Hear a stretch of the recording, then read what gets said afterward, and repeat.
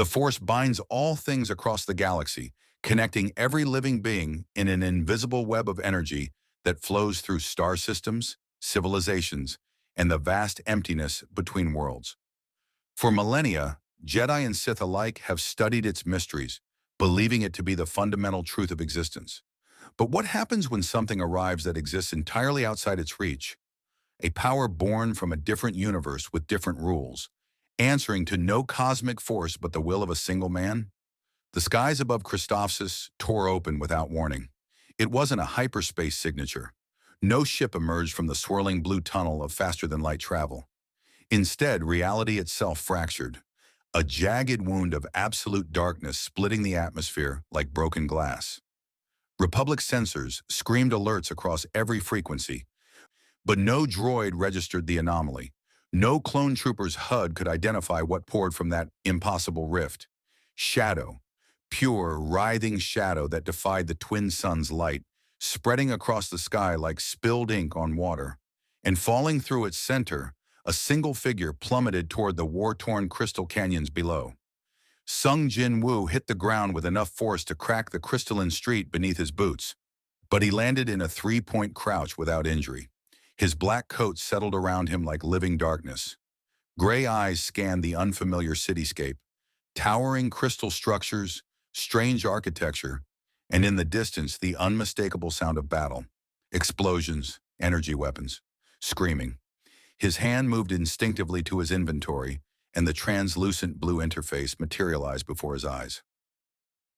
The system was still active. Relief flooded through him for a moment before tactical awareness took over. "Where am I?" Jin Woo muttered, dismissing the notifications with a thought. The rift above him was already closing, the tear in space-time sealing itself as if the universe were stitching a wound. He'd been fighting the Monarchs, the final battle to save his world from interdimensional invasion, and then something had gone catastrophically wrong. The collision of powers, monarchs, and rulers clashing with reality-breaking force had ripped him away. Now he stood in an alien city under a sky with two suns, and the air itself felt wrong, dense, saturated with something he couldn't identify. Not mana, but similar, a pervasive energy that seemed to flow through everything like an invisible current. Blaster fire echoed from 3 streets over. Jin Woo's senses, honed through countless battles and gates and against monsters that defied human comprehension, locked onto the combat. He could feel the life signatures, dozens of them moving in coordinated patterns. Two distinct groups clashing with mechanical precision. He moved through the crystal canyons like a ghost, his stealth skill activating automatically. To any observer, he would appear as little more than a blur of shadow, his presence suppressed to near invisibility. The fighting grew louder as he approached, and then he saw them. White-armored soldiers with identical faces fought against mechanical warriors that moved with inhuman coordination. The white soldiers, clones, his system helpfully identified after scanning their identical genetic signatures, fired bright red bolts of energy from their weapons. The droids returned fire with blue plasma, their metallic voices calling tactical data in emotionless monotone. Jin Woo crouched atop a crystal spire, observing. This wasn't a gate. This wasn't his world. These weren't monsters or hunters or anything from the reality he knew. This was organized warfare between two armies, and he had no context for who was fighting whom or why. A massive explosion rocked the battlefield below.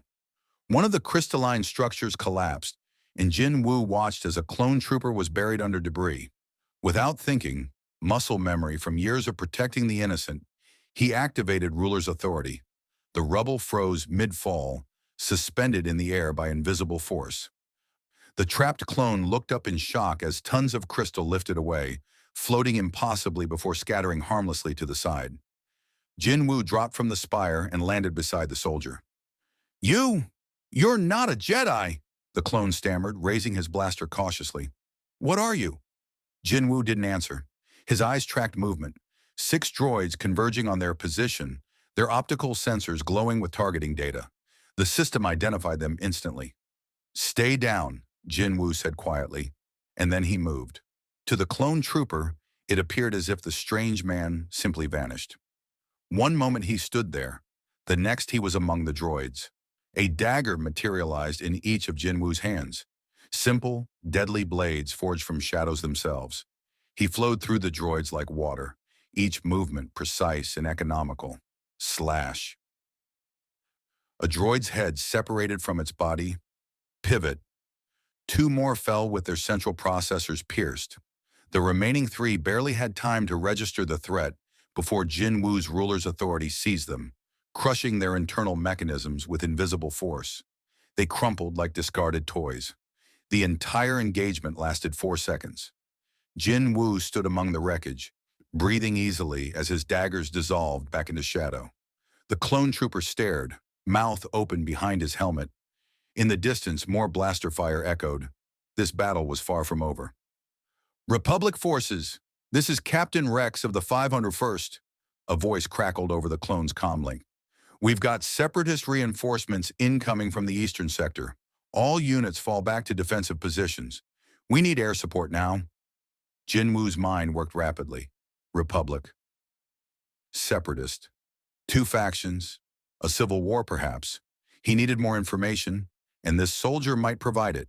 But first, he needed to establish that he wasn't a threat. I'm not your enemy, Jinwoo said, offering his hand to help the clone up. But I need to understand what's happening here. What is this place? What year is it? The clone accepted the hand, standing slowly. You're serious? You don't know where you are? He paused, helmet tilting. This is Christophsis. We're in the Outer Rim. The Republic is fighting the Separatist Alliance. The Clone Wars, sir. It's the 3rd year of the war. Clone Wars. Republic. Separatist Alliance. None of it meant anything to Jinwoo, but it confirmed his worst fear. He was stranded in an entirely foreign universe with no clear path home. Before he could ask more questions, the air itself seemed to shift. Jinwoo's instincts screamed danger a split second before he sensed them. Two powerful presences approaching rapidly. Not life signatures like he was used to detecting. Something else. Something that resonated with that strange, pervasive energy he'd noticed earlier. Two figures landed on the street ahead of them with impossible grace. They wore brown robes, and each carried a cylindrical weapon at their belt. The taller one, a man with a beard and calm eyes, studied Jinwoo with an intensity that suggested he saw more than just a physical form. The younger one, barely more than a boy with sandy hair, looked excited and wary in equal measure. General Kenobi! General Skywalker! The clone snapped to attention.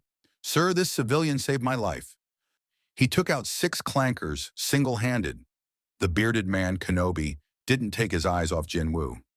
I sense something unusual. Anakin, do you feel it? The younger one, Anakin, nodded slowly. His hand drifted toward his weapon. It's like there's nothing there, Master. Where he stands, the Force is empty, like a void. Jinwoo's system chimed softly in his mind. I'm not here to fight, Jinwoo said carefully, keeping his hands visible.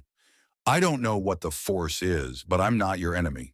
I'm just trying to understand where I am. Obi-Wan Kenobi's hand rested on his lightsaber hilt, though he didn't ignite it. Then perhaps you'd be willing to accompany us to speak with the Jedi Council. I suspect they'll be very interested in meeting someone who exists outside the Force. Jinwoo assessed his options rapidly. He could fight. He'd faced worse odds than 2 skilled warriors, but that would make him an enemy to an entire faction when he needed allies and information. Besides, these Jedi might have knowledge about dimensional travel or the technology that could send him home. I'll come peacefully, Jinwoo said, but I have questions that need answering. Anakin grinned slightly. Don't worry, we've got plenty of questions for you too. As Republic gunships descended to extract them from the battlefield, Sung Jinwoo took one last look at the Crystal City and the war raging through its streets. He'd arrived in a galaxy at war, where mysterious powers called the Force governed reality, and his very existence seemed to defy their fundamental beliefs. The Shadow Monarch had entered the Clone Wars, and nothing would ever be the same. And if you want to see more characters enter the Star Wars galaxy, hit that subscribe button and drop the name of a character you'd want to see in the comments below. May the Force be with you. The Republic gunship's interior hummed with the steady thrum of repulsor lift engines as it climbed away from Christophsis' battle-scarred surface. Jin Woo sat across from the two Jedi, flanked by clone troopers whose weapons remained conspicuously ready despite the apparent truce. Through the open bay doors, he watched the crystalline city shrink below, explosions still blooming like deadly flowers across its streets. Obi-Wan Kenobi observed him with the patience of a seasoned negotiator, while Anakin Skywalker's curiosity seemed barely contained. The younger Jedi kept glancing at Jin Woo as if trying to solve a puzzle that refused to make sense. "You said you don't know where you are," Obi-Wan began, his tone diplomatic but probing. "Yet you speak basic fluently. You appeared from nowhere during a battle. And most intriguingly, you exist as what appears to be a complete absence in the Force." He leaned forward slightly. "I've encountered many things in my years as a Jedi, but never anything quite like you." Jin Woo considered his response carefully. Truth was often the best strategy when navigating unknown territory, but complete truth could be dangerous. "I'm from somewhere else. Another place entirely. There was a battle, a catastrophic one, and something went wrong. The energy released tore open a rift between dimensions, and I fell through." "Another dimension?" Anakin's eyes widened. "That's not possible. The Force connects all living things across the entire galaxy. There's nowhere in the universe that exists outside it." "Perhaps not in your universe," Jin Woo replied evenly, "but I'm not from your universe. Where I come from, there's no Force. There's mana, energy that flows through living beings and can be manipulated by those with the ability. And there's the system." As if responding to his words, the translucent interface materialized before his eyes, invisible to everyone else. Jin Woo's expression remained neutral, but internally he noted the critical information. These Force users registered at levels comparable to high-ranking hunters from his world, and the system's inability to extract shadows from Force users was concerning. Not impossible to overcome, but it suggested fundamental incompatibility between his powers and theirs. "The system?" Obi-Wan's brow furrowed. "Some form of technology?" "Not exactly. It's some—" Jin Woo paused, searching for words that would make sense. "It's a power that allows me to grow stronger through combat. Every enemy I defeat, every challenge I overcome, makes me more powerful. It tracks my abilities, my growth, and allows me to extract shadows from fallen enemies to serve me." The atmosphere in the gunship shifted immediately. Clone troopers tensed. Anakin's hand moved subtly closer to his lightsaber. Even Obi-Wan's diplomatic composure showed cracks. "Extract shadows." Anakin's voice carried an edge now. "That sounds like dark side necromancy, raising the dead to serve you." "Not the dead," Jin Woo corrected, though he understood their concern. In a galaxy that clearly had strict beliefs about life, death, and this Force, his powers would seem unnatural at best, blasphemous at worst. Shadows, echoes of defeated enemies, bound to my will. They're not truly alive. They're soldiers made from darkness itself. "Demonstrate," Obi-Wan said firmly. It wasn't a request. Jin Woo weighed the risk. Showing his power could provoke hostility, but hiding it would breed suspicion. He learned long ago that appearing weak invited aggression, while displaying controlled strength commanded respect. "Very well." Jin Woo stood slowly, hands visible and non-threatening. "Arise." The shadow beneath his feet rippled like disturbed water. Darkness pooled and rose, coalescing into a solid form. In seconds, an ant-shaped shadow soldier materialized beside Jin Woo. One of his lower-ranked soldiers, standing nearly as tall as a man, its chitin-like armor gleaming with purple-black light. Every weapon in the gunship pointed at it instantly. The ant soldier didn't react, standing perfectly still, awaiting commands from its master. "Stand down," Obi-Wan commanded his troops, though his own tension was evident.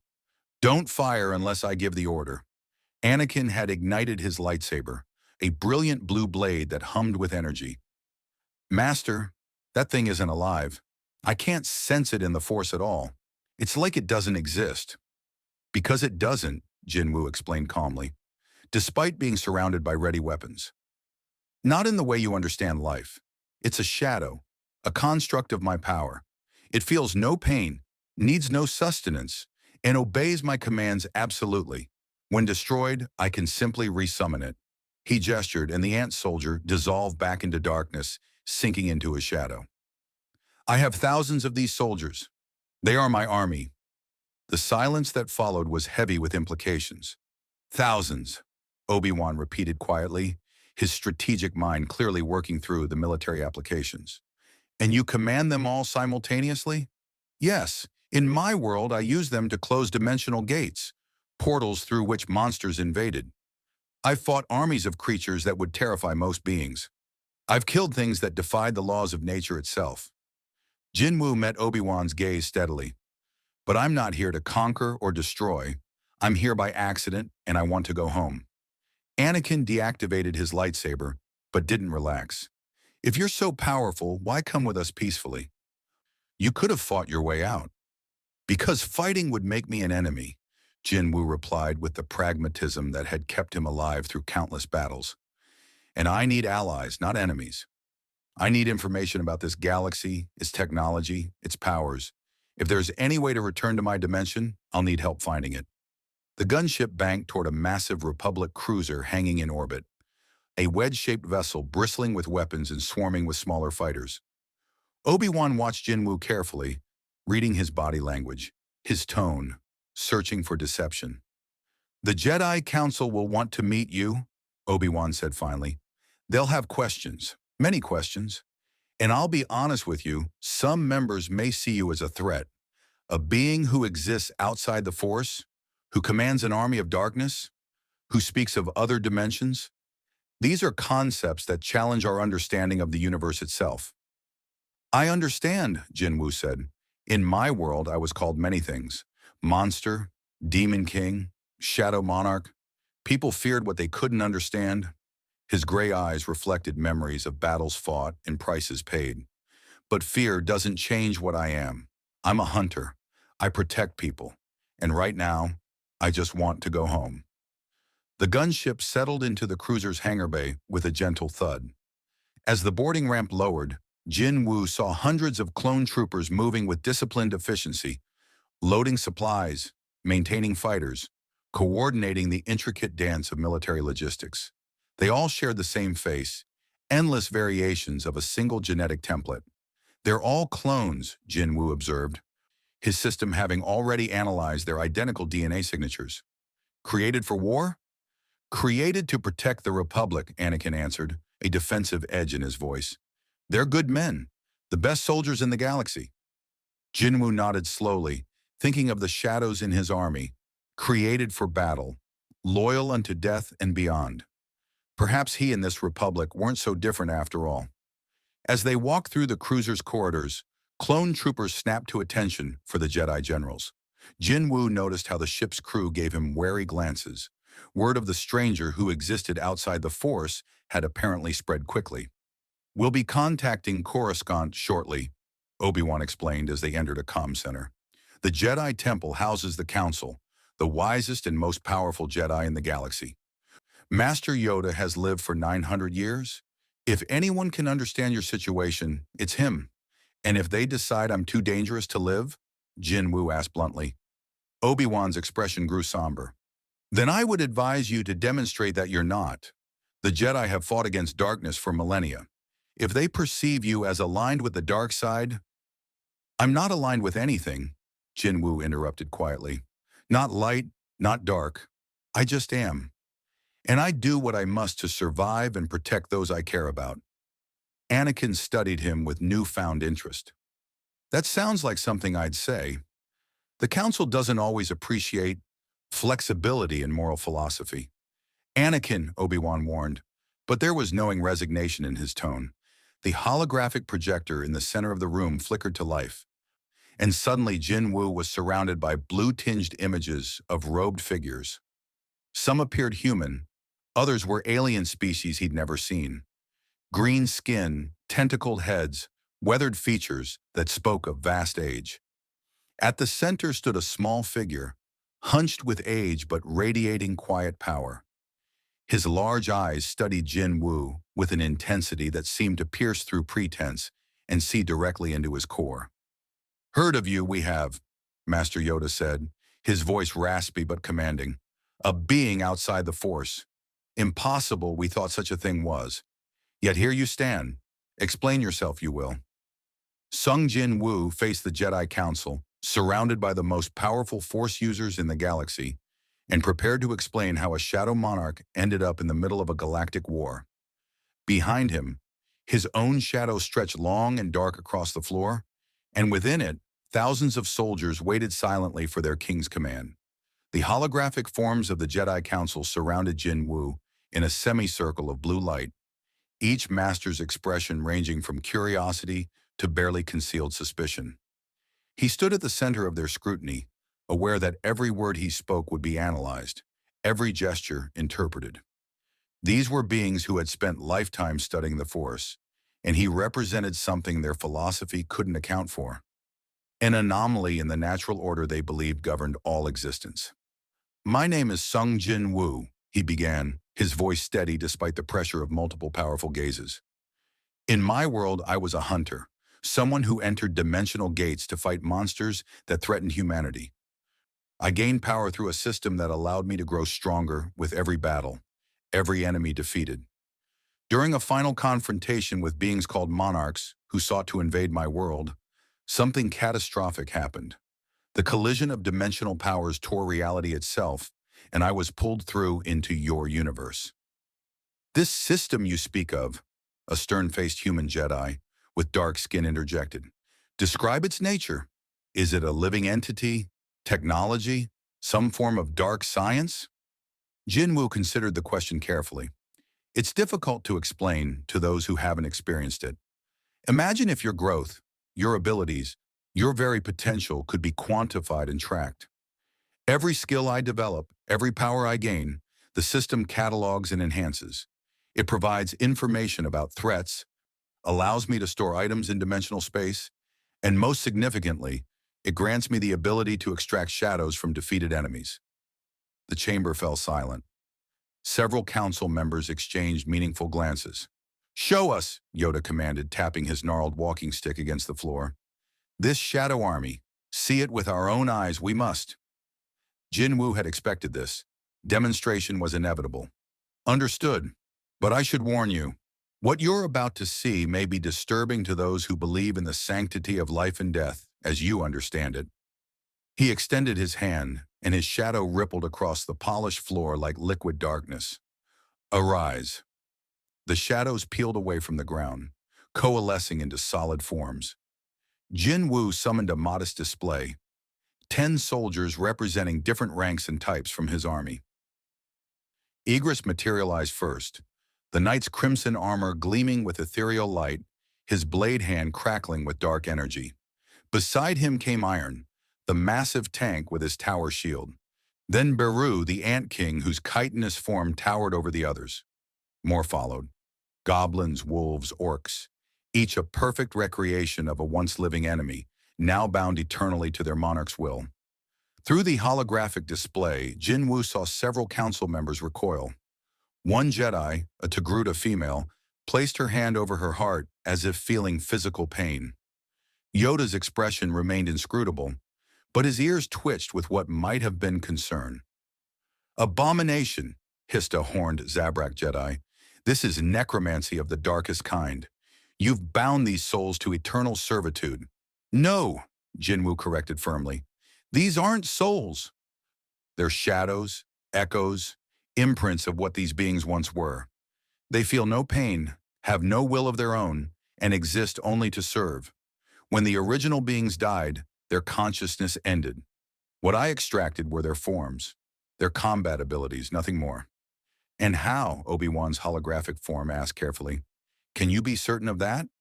How do you know you haven't trapped their essences in eternal bondage?" It was a fair question, one Jin Woo had grappled with himself in the early days of his power. "Because I've spoken with beings who understood death intimately.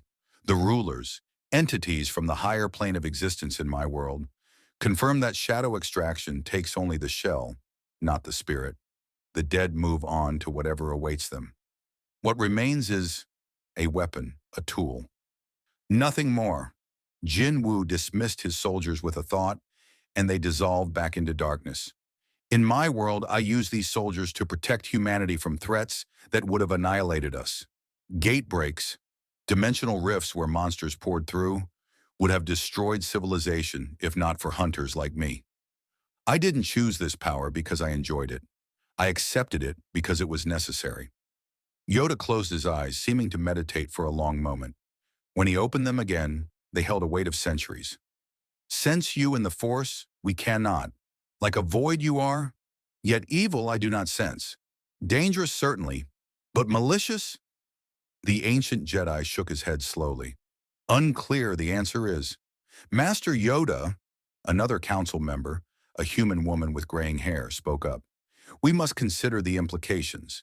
If this shadow monarch can extract beings from death to serve him, what's to stop him from doing the same to Jedi, to clones, to any who fall in battle? Jin Wu had anticipated this concern as well. I've already discovered a limitation. My system cannot extract shadows from Force users. Something about the energy you wield creates interference. When I scanned General Kenobi and General Skywalker, the system marked them as incompatible for extraction. This revelation shifted the dynamic in the chamber. Several council members visibly relaxed, though suspicion remained. Convenient, the Zabrak Jedi muttered. Or perhaps a lie to gain our trust. Test it then, Jinwu offered. Have one of your Force users die in combat near me. You'll see that I cannot extract their shadow. He paused, recognizing the darkness of what he'd just suggested. Though I'd prefer not to prove it that way. Anakin's hologram stepped forward slightly. He saved one of our clone troopers on Christophilus, Master. Destroyed 6 battle droids in seconds without breaking a sweat. If he wanted to be our enemy, he could have killed the trooper and vanished.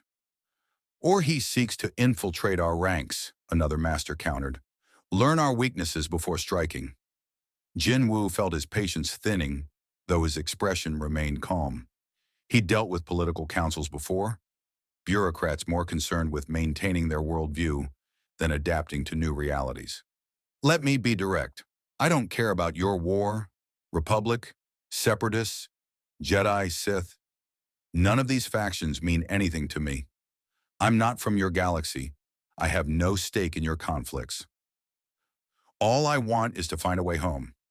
And if there is no way home, Obi-Wan asked quietly, what then? The question hung in the air like a death sentence. Jin Wu had avoided thinking about that possibility, but he couldn't deny its likelihood. Dimensional travel was rare even in his world, accomplished only by the most powerful beings. Finding the specific knowledge and technology to return across universal boundaries. Then I'll survive, Jin Wu said simply, as I always have. I'll find a place where I'm not threatened, build strength, and protect myself. Whether that's alone or with allies depends on how this galaxy chooses to treat me. Yoda hummed thoughtfully, his ears drooping. Honest you are. Refreshing such candor is. Even if troubling your power remains. He looked to the other council members. Time to deliberate we need. But immediately threaten the Republic. This one does not seem to. Watched he will be.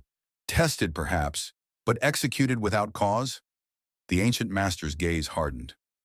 The Jedi way, that is not.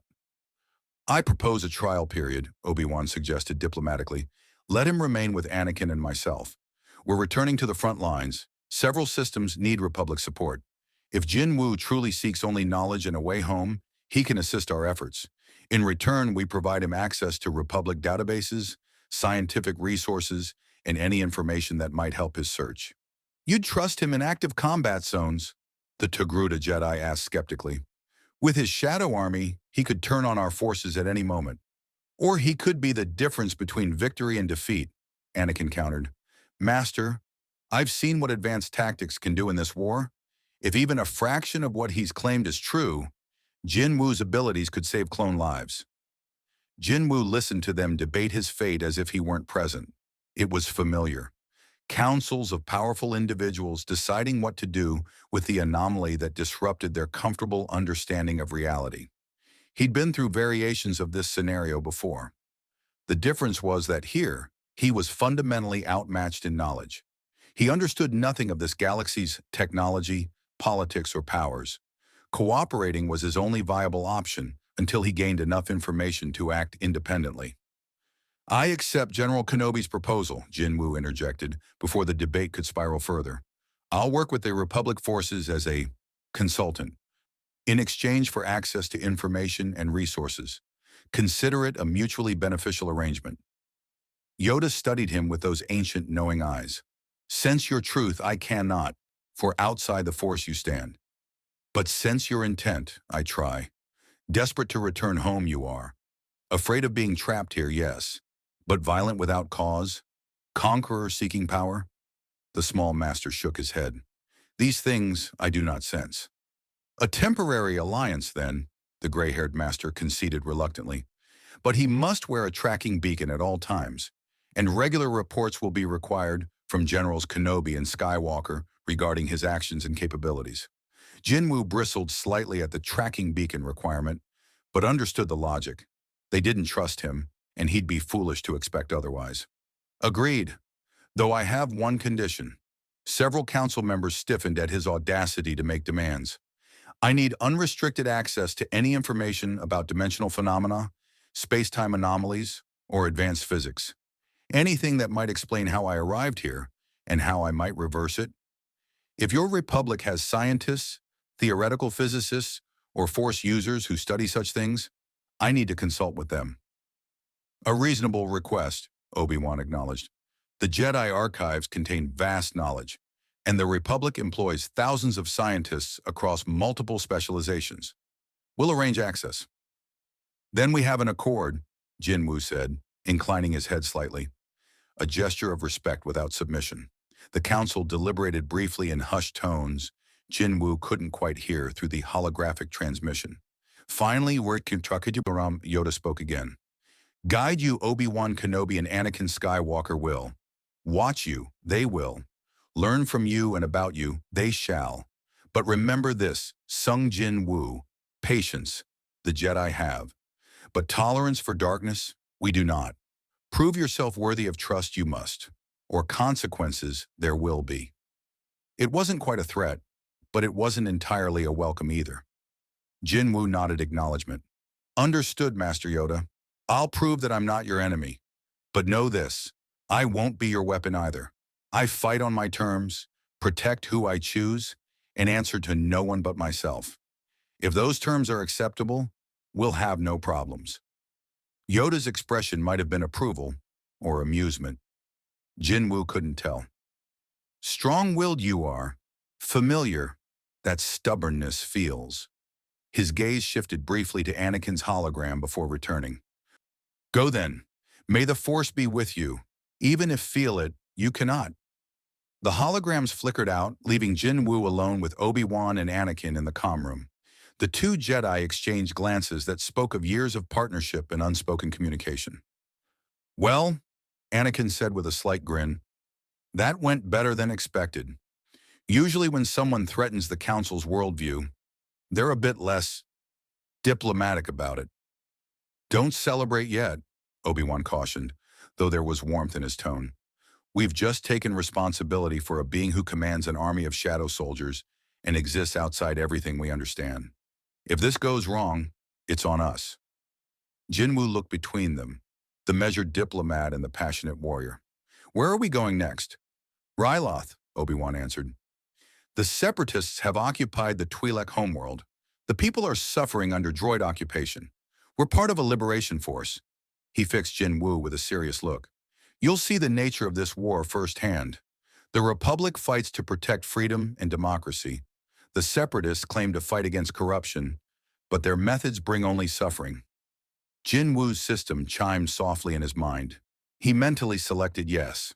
If this system still functioned even in this alien galaxy, he'd use every advantage it provided. And if helping the Republic earned him access to the knowledge he needed to go home, he'd fight their war, at least for now. Then let's go to Ryloth, Jin Woo said. Let's see what this Clone Wars is really about. The Republic assault ship cut through hyperspace toward Ryloth, its hull vibrating with the barely contained energy of faster-than-light travel. Jin Woo stood in the observation deck, watching the swirling blue tunnel of hyperspace through the viewport, a phenomenon his system had cataloged as dimensional transit through compressed space-time, though the exact mechanics still eluded complete understanding. Behind him, clone troopers moved through their pre-battle rituals. Some cleaned their weapons with practiced efficiency.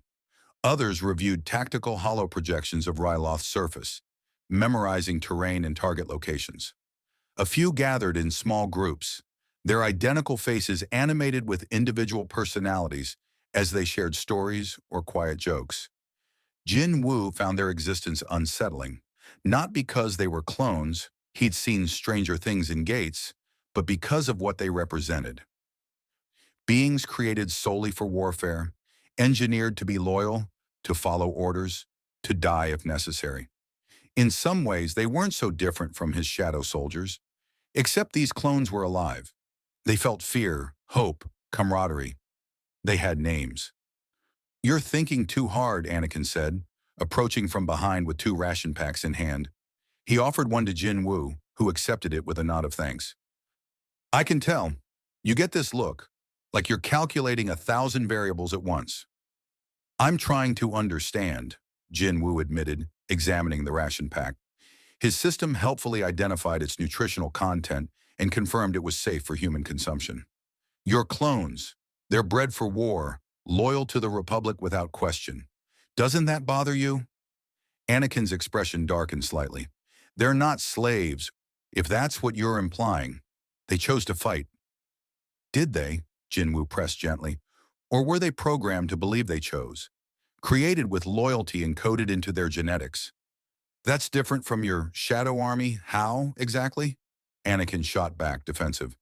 Jinwoo opened the ration pack and took a bite. Bland, efficient nutrition. "It isn't. That's my point. We both command forces that exist to serve us.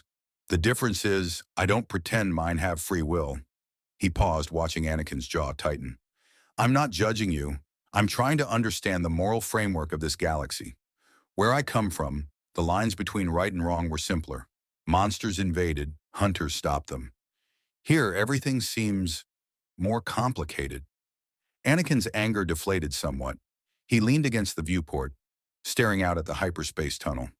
"The clones are good men, the best I've ever fought alongside. They have personalities, preferences, fears.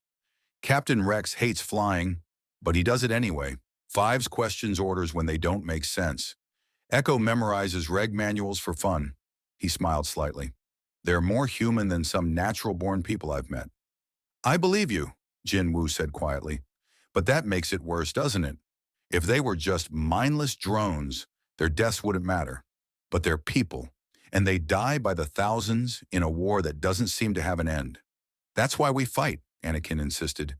"To end it. To restore peace to the galaxy." Jin Woo didn't respond immediately. He'd heard similar sentiments before. Righteous causes that justified terrible costs. In his experience, wars rarely ended as cleanly as those fighting them hoped. "Tell me about the Separatists. Why are they fighting?" "They claim the Republic is corrupt," Anakin explained, his tone suggesting he'd given this speech many times. "That the Senate is bloated with bureaucracy, that the core worlds exploit the Outer Rim. Some of their grievances are legitimate, but their leader, Count Dooku, is a fallen Jedi who turned to the dark side. He's manipulating the Separatist worlds, using them for his own purposes." "And what are those purposes?" Anakin hesitated. "We're not entirely sure. Power, probably. Revenge against the Jedi Order. He was once one of us. Master Yoda's apprentice, even. Now he commands droid armies and spreads suffering across the galaxy." Jin Woo filed the information away. A war with legitimate grievances on one side, corruption on the other, and mysterious ulterior motives driving the conflict. In his experience, such wars rarely had clean resolutions. "This Count Dooku, is he powerful?" "Very," Anakin confirmed, his hand unconsciously moving to his mechanical right hand. "He took my arm in our last encounter. He's a master duelist, skilled in the Force, and utterly ruthless." There was respect in his voice, mixed with anger and frustration. "You'll probably face him eventually if you're with us long enough. He's fascinated by anything that challenges the Force." "Good," Jin Woo said simply. "I'd like to meet him." Anakin blinked in surprise. "Good? The guy is one of the most dangerous Sith in the galaxy. Exactly. Jin Woo's gray eyes reflected the swirling hyperspace beyond the viewport. Powerful enemies provide the best opportunities for growth. My system rewards me for defeating strong opponents. If this Count Dooku is as formidable as you say, he'd be an excellent test. You're serious. Anakin studied him with new interest. You actually want to fight him, if necessary. I don't seek combat for its own sake, but I don't avoid it either. In my world, running from powerful enemies meant death. Facing them, defeating them, that's how I survived. How I became strong enough to protect others. You sound like me, Anakin said with a slight grin. Master Obi-Wan is always lecturing me about patience, about thinking before acting, but sometimes the direct approach is the right one. Sometimes, Jinwu agreed, but rushing in blind is how hunters die. I learned that lesson the hard way, multiple times. Power means nothing without the wisdom to use it properly. Before Anakin could respond, the ship's intercom crackled to life. All personnel prepare for hyperspace exit, ETA to Ryloth orbit. 3 minutes. Combat stations. The observation deck erupted into controlled chaos as clone troopers grabbed weapons and moved to deployment positions. Anakin straightened, his entire demeanor shifting from casual conversation to focused warrior. Time to see what you can do, Jinwu. Stay close to me when we land. Ryloth is a desert world with lots of caves and tunnels. Perfect terrain for ambushes. Jinwu nodded, already calling up his inventory interface. He selected his preferred daggers, Baruka's dagger for critical strikes and Nightkiller for armor penetration. Both materialized in sheaths at his hips, invisible to everyone else until he drew them. His armor, the black coat that had protected him through countless battles, shimmered slightly as his system enhanced its defensive properties. The ship shuddered as it dropped from hyperspace. Through the viewport, Ryloth appeared, a brown and orange world with visible scars of orbital bombardment. Separatist ships hung in orbit like metallic predators, frigates, destroyers, and swarms of vulture droids that wheeled through space on automated patrol patterns. There, Obi-Wan's voice came over the tactical channel. Separatist blockade at station keeping. Our mission is to break through and deploy ground forces to the surface. Anakin, you'll lead the starfighter assault. Clear a path for the transports. Understood, Master. Anakin turned to Jinwu. Ever flown in space combat? No, Jinwu admitted.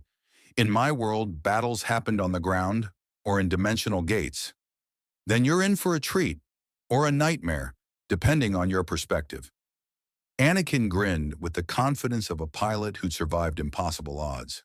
Come on, you can ride in my fighter as an observer. Might as well see how we do things. They sprinted through the corridors toward the hangar bay, where Republic starfighters stood ready for launch. The V-19 Torrents and their crews moved with practiced efficiency, pilots climbing into cockpits while mechanics made final checks. Anakin's personal fighter, a modified yellow Eta-2 Actis-class interceptor, gleamed under the harsh hangar lights. Squeeze into the back seat, Anakin instructed, climbing into the cockpit. It's not designed for two, but we'll make it work. Fair warning, I fly aggressively. Jinwu wedged himself into the cramped space behind Anakin, his system already analyzing the fighter's capabilities and structural integrity. The cockpit sealed with a hiss of pressurization, and suddenly they were launching into space. The transition from hangar to void was jarring. One moment, artificial gravity and atmosphere. The next, weightlessness and the silent expanse of space filled with deadly combat. Blaster fire streaked past in brilliant colors, red from separatist ships, green from Republic vessels. Explosions bloomed in absolute silence, visible only as brief flowers of fire that died instantly in the vacuum. Gold leader to all squadrons, a clone pilot's voice crackled over the comm. Form up on me. We're punching through their center. Lock S-foils in attack position. Anakin's hands moved across the controls with practiced ease, the fighter responding to his touch like an extension of his body. They accelerated into the furball, the chaotic melee of starfighter combat where death came from any direction in three-dimensional space. Missile lock, Anakin warned, and suddenly they were spinning, dodging, the stars wheeling dizzyingly as he evaded incoming fire.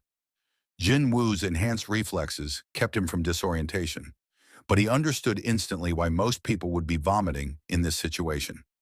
A vulture droid locked onto their tail, its automated systems calculating firing solutions with mechanical precision.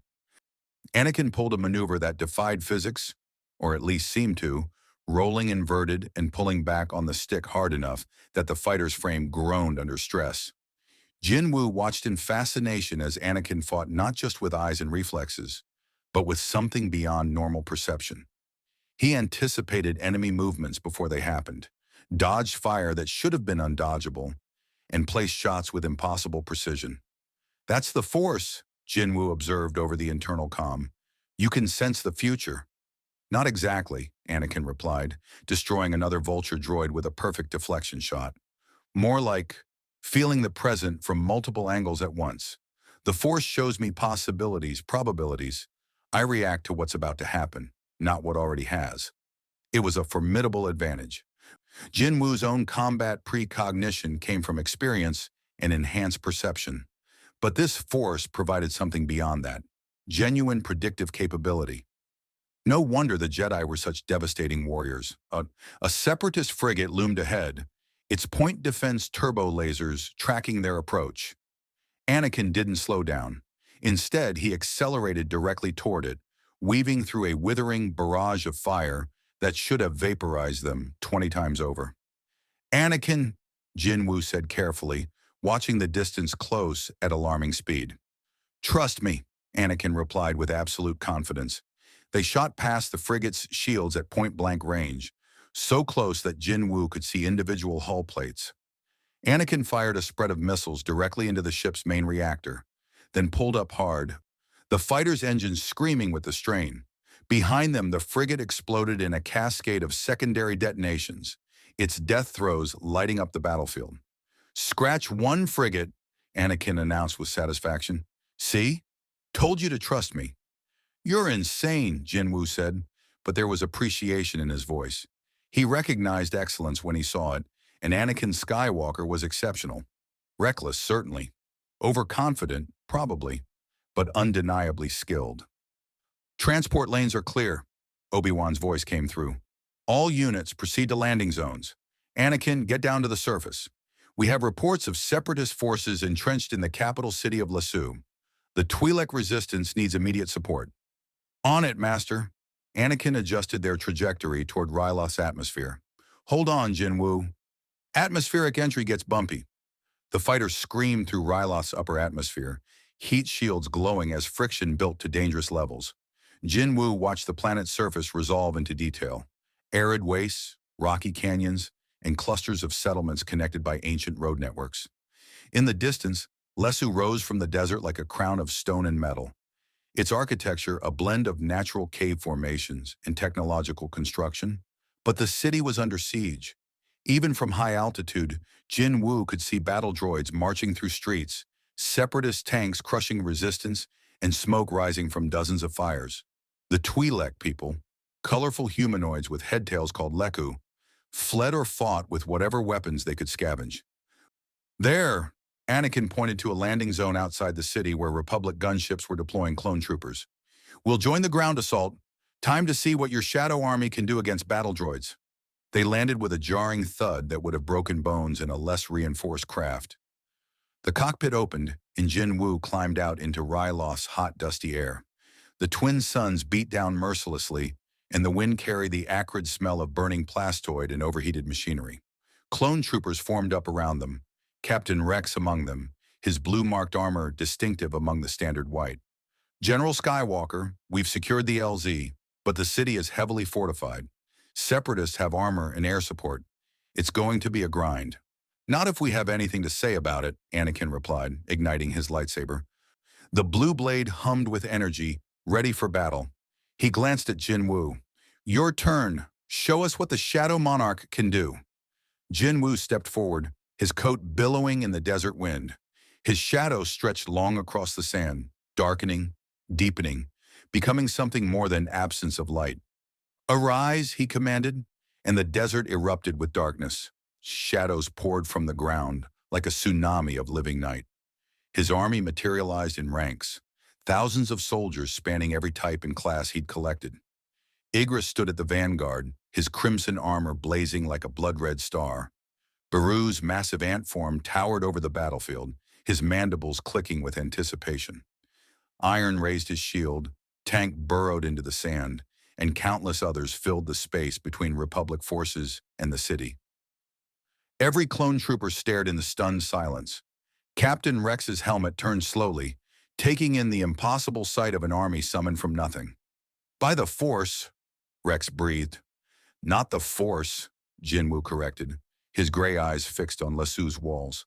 "Something else entirely." He raised his hand, and his army surged forward, a tide of shadow and death rushing toward the Separatist lines. The Battle of Ryloth had just taken an unexpected turn. The Shadow Army crashed into Separatist lines like a dark wave breaking against stone. Battle droids, programmed for combat against conventional forces, had no protocols for enemies that materialized from darkness itself. Their optical sensors registered the threat too late. By the time targeting systems locked on, Igris was already among them, his blade arm cleaving through metallic bodies with surgical precision. Jin Wu stood on a rocky outcropping overlooking the battlefield, his consciousness split across thousands of simultaneous perspectives. Through his soldier's eyes, he saw the battle from every angle. Iron shield deflecting concentrated blaster fire, tank erupting from beneath a Separatist AAT tank to tear it apart from below. Beru's aerial form swooping down to snatch vulture droids from the sky. "Incredible," Captain Rex muttered beside him, watching through his helmet's enhanced optics. "Sir, your soldiers, they're not taking casualties. Every droid they destroy, they just keep moving." "They can't die in the conventional sense," Jin Wu explained, his eyes never leaving the battlefield. "Destroy their forms and I can simply resummon them. As long as I have mana, they're effectively immortal." Anakin stood nearby, his lightsaber deactivated but still in hand, watching the Shadow Army's methodical destruction of the Separatist vanguard. "This changes everything. With forces like this, we could end the war in months instead of years." Jin Wu glanced at him. "Don't count on it. My army is powerful, but it's not infinite. Maintaining this many soldiers drains mana constantly. In extended campaigns, I'd need time to recover between major engagements. And there are enemies even shadows can't easily defeat. Those with powers similar to yours or beings whose essence resists extraction." A massive explosion rocked the battlefield as one of Beru's soldiers detonated a Separatist ammunition depot. Secondary explosions rippled outward, taking out an entire platoon of super battle droids that had been advancing on the Republic flank. "General Skywalker," Obi-Wan's voice crackled over the comm, "I'm seeing reports of a massive shadow force engaging the Separatists. Please tell me that's our new associate and not some dark side manifestation." "It's Jin Wu," Anakin confirmed, unable to hide the excitement in his voice. "Master, you should see this. He's decimating their lines. We might actually take Lassu today." "Excellent news, but don't get overconfident. I'm detecting a hyperspace signature entering the system. It appears to be..." Static interference cut off Obi-Wan's transmission. Jin Wu's tactical awareness, honed through countless gate raids, immediately recognized the pattern. Reinforcements arriving while your forces were engaged was a classic pincer strategy. "Something's coming. Something your Obi-Wan considers significant enough to warrant warning." Anakin's expression darkened. He reached out with the Force, his perception extending beyond normal senses. "I feel it too. Something cold, calculating, not alive, but not quite dead either." Through Beru's aerial perspective, Jin Wu spotted the new arrivals. A Separatist landing ship descended through Ryloth's atmosphere, flanked by Vulture droid escorts. But it wasn't the ship that caught his attention. It was the figure that emerged as it touched down behind enemy lines. The cyborg general stood nearly 7 feet tall, a nightmarish fusion of alien biology and advanced machinery.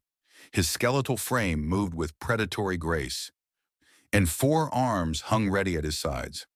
As Jin Wu watched through his soldiers' shared vision, Grievous drew 4 lightsabers, trophies taken from dead Jedi, and ignited them in a display of rotating blades that formed a deadly barrier. "Grievous!" Anakin spat the name like a curse. "Of course Dooku would send him. The The general's killed dozens of Jedi. He's a monster.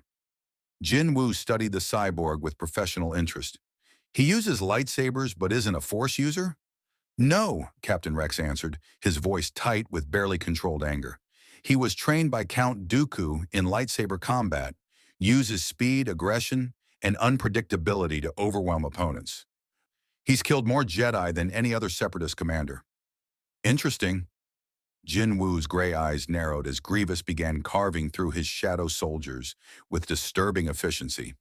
The cyborg moved like a whirlwind of blades, his mechanical body allowing movements no organic being could match. 4 lightsabers spun in independent patterns, creating a sphere of lethal energy that dismembered shadows with every rotation. He's destroying my soldiers faster than I can replace them in that sector, Jin Woo observed clinically. Impressive. Most opponents can't manage that. We need to pull back, Rex urged. Regroup with General Kenobi's forces and coordinate a counterattack. No, Jin Woo said quietly, already moving down from the outcropping. Your General Grievous is clearly this army's linchpin. Remove him. And their coordination collapses. I'll handle it personally. Anakin grabbed his arm. Jin Woo, wait. Grievous is incredibly dangerous. He's fought Master Obi-Wan multiple times and survived. You don't know what you're walking into. Jin Woo looked down at the hand on his arm, then up to meet Anakin's eyes. There was no arrogance in his expression, only the calm certainty of someone who'd faced far worse. In my world, I fought beings that could destroy cities. I've killed monsters that fed on dimensions themselves. This cyborg, impressive as he is still just a warrior with blades. I've fought thousands like him. He pulled free gently and activated his stealth skill. His form blurred, becoming nearly invisible as he sprinted across the battlefield. Behind him, he heard Anakin curse and ignite his lightsaber. Rex, with me! We're backing him up whether he wants it or not. Jin Woo smiled slightly as he ran. The young Jedi had spirit, reckless perhaps, but admirable. The kind of warrior who fought beside his men rather than commanding from safety. In another life, they might have been friends. The battlefield was chaos. Blaster fire crisscrossed the air in deadly lattices. Explosions threw sand and debris skyward. Clone troopers advanced behind the Shadow Army, picking off droids that escaped the initial assault. And in the center of it all, Grievous spun like a dervish of death, his 4 lightsabers painting arcs of light through the dust. Jin Woo emerged from stealth directly behind the cyborg general, both daggers drawn.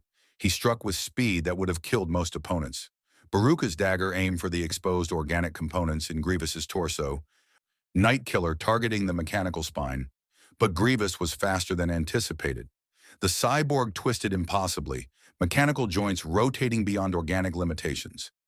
2 lightsabers blocked Jin Woo's daggers with showers of sparks, while the other 2 thrust toward his chest and throat. Jin Woo activated Ruler's authority. The invisible force seized Grievous in mid-attack, halting his movements for a crucial half-second. Jin Woo disengaged, flipping backward as the cyborg broke free through sheer mechanical strength. Servo motors screaming with exertion. You're not a Jedi, Grievous rasped, his voice a mechanical wheeze through damaged lungs. His optical sensors focused on Jin Woo with predatory intensity. No force sensitivity, yet you move like one. Interesting. I could say the same about you, Jin Woo replied, circling carefully. His system fed him constant data, Grievous's weak points, structural vulnerabilities, attack patterns.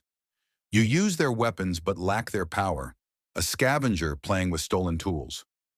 Grievous's eyes flared with mechanical rage. I have killed 83 Jedi. Their weapons are my trophies. You dare. He attacked mid-sentence, a tactic designed to catch opponents off guard. But Jin Woo had fought too many intelligent enemies to fall for such basic deception.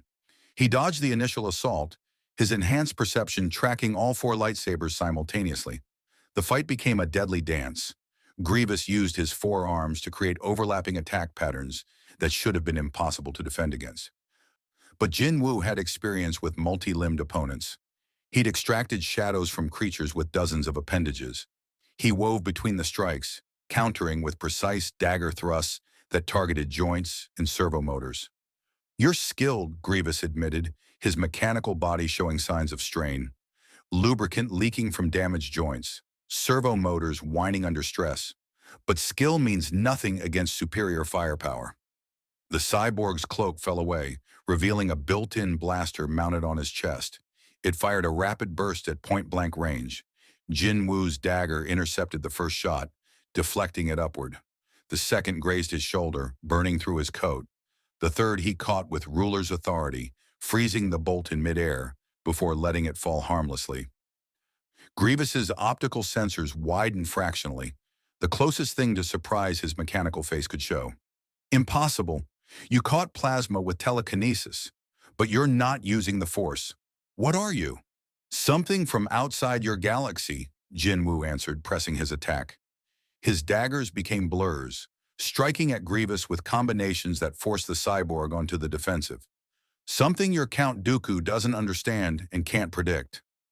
Igris materialized beside Jin Woo, his crimson blade joining the assault. Then Iron appeared, his massive shield slamming into Grievous from the side. The cyborg stumbled, his perfect coordination disrupted by the multi-vector attack. "Coward!" Grievous snarled. "Fighting with conjured slaves." "Says the general who commands a droid army," Jin Woo retorted. He saw his opening. Grievous overextended on a strike, leaving his organic components briefly exposed. Jin Woo drove Nightkiller deep into the cyborg's chest cavity, piercing the protective plating around his remaining organs. Grievous howled, a sound of mechanical fury and biological pain. He spun wildly, forcing Jin Woo to disengage. Green blood leaked from the wound, mixing with hydraulic fluid. The cyborg clutched his chest with one hand, while the other three maintained a defensive pattern with the lightsabers. "This isn't over." Grievous wheezed, his damaged lungs struggling. He triggered a recall beacon, and his personal starship descended rapidly. "Count Dooku will want to know about you.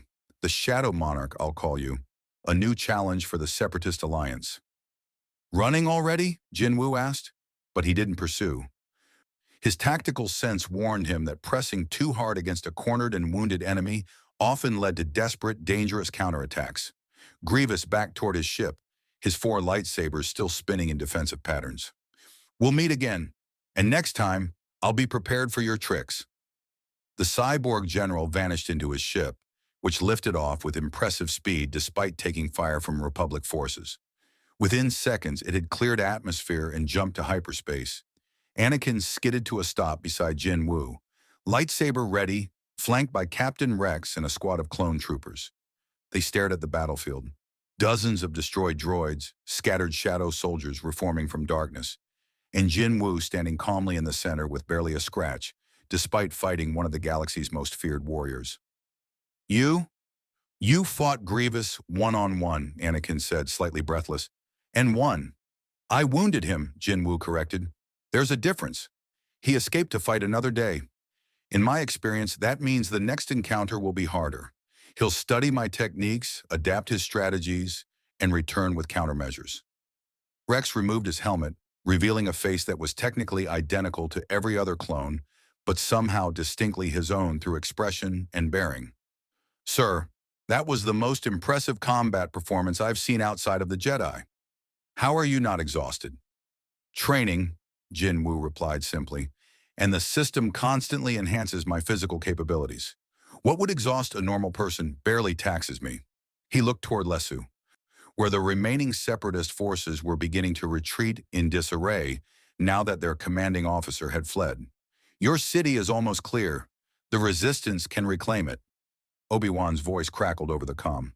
"Anakin, report. Sensors detected Grievous's ship leaving orbit. Did he engage our forces?"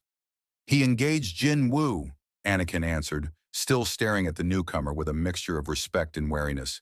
"Single combat. Jin Woo drove him off." Silence on the other end then. "I see. We'll discuss this when I return to the surface."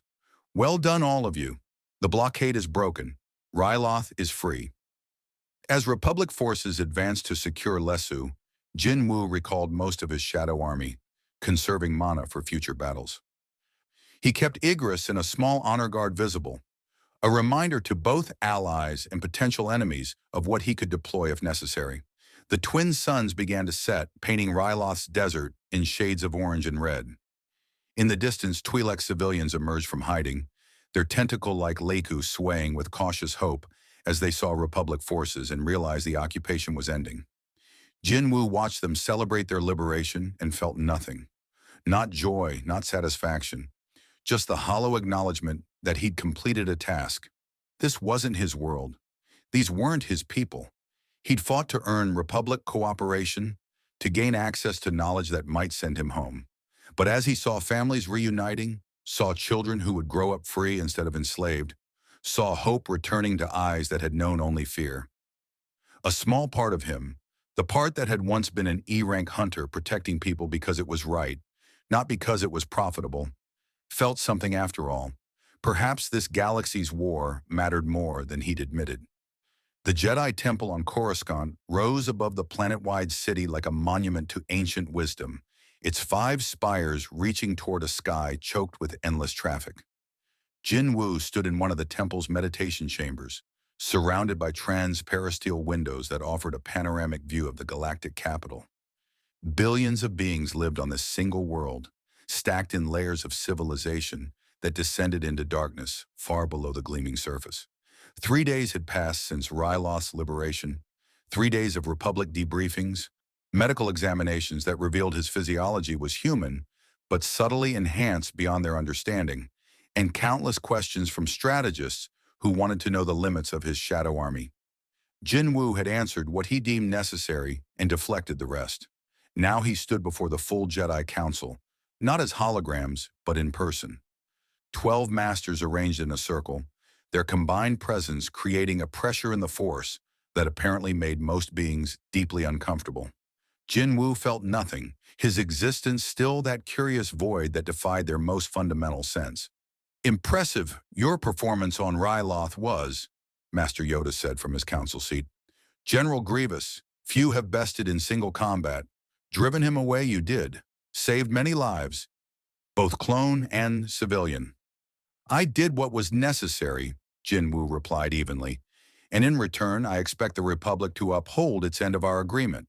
Access to your scientific databases, consultation with experts in dimensional physics, and any records of spatial anomalies that might explain how I arrived here." "Of course," Obi-Wan said, standing among the council as a newly appointed member. "We've already compiled relevant information from the Jedi archives. Master Jocasta Nu has prepared a comprehensive briefing on known hyperspace anomalies, force-related dimensional phenomena, and theoretical physics from across the galaxy." A holographic display materialized in the chamber's center, showing complex mathematical equations and 3-dimensional models of space-time distortions. Jin Wu studied them with the focused intensity he'd once applied to gate patterns and dungeon layouts.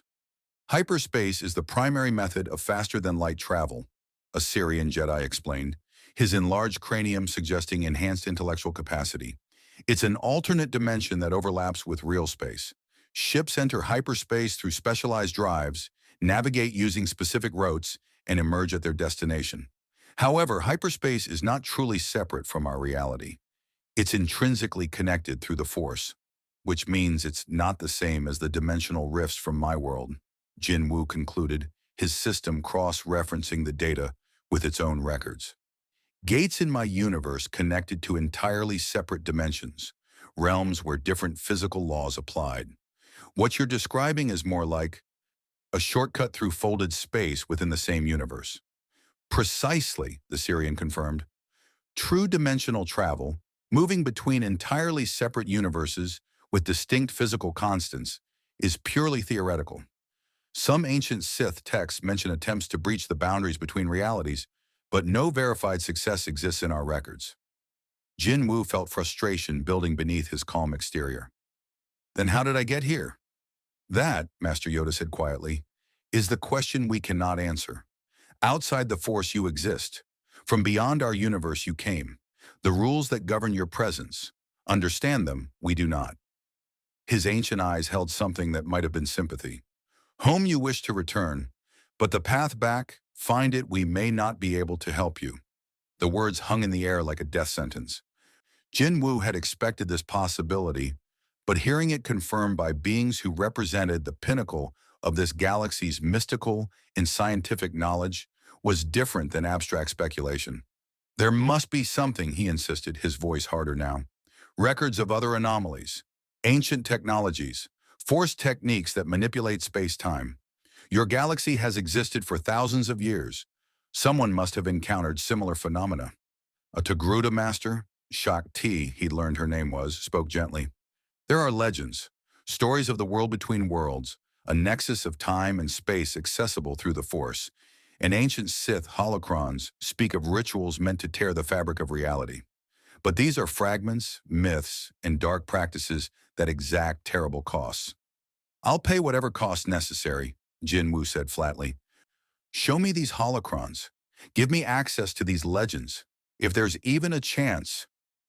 The Sith holocrons are sealed, another master interrupted, a Nautilon whose head tentacles twitched with concern. They contain dangerous knowledge. Opening them requires dark side energy, and even then, they corrupt those who use them. We cannot simply grant access to such artifacts. Jin Wu's frustration crystallized into cold anger. So you'll use my power to win your battles, but you won't help me find a way home? Is that what this is? That's not what we're saying, Obi-Wan interjected diplomatically. But the Council must be cautious. The dark side is insidious. It offers quick solutions to complex problems, but the cost is always higher than anticipated. We've seen countless Jedi fall because they believed they could use dark side knowledge without being corrupted. I'm not a Jedi, Jin Wu reminded them. I'm not bound by your code or your philosophy, and I don't have the luxury of patience. Every day I spend in this galaxy is a day I can't protect my world. For all I know, the monarchs could be tearing my universe apart while I'm trapped here. Jin Wu forced himself to take a breath, to center his thoughts. Losing his temper with the council would accomplish nothing. They held the knowledge he needed, even if they were reluctant to share it. I apologize, he said, reining in his emotions. I understand your caution, but you must understand my position. I'm stranded in a universe that's not my own, fighting a war that's not mine, while my own world potentially faces extinction. I need options, any options. Yoda hummed thoughtfully, his gnarled fingers drumming on his walking stick.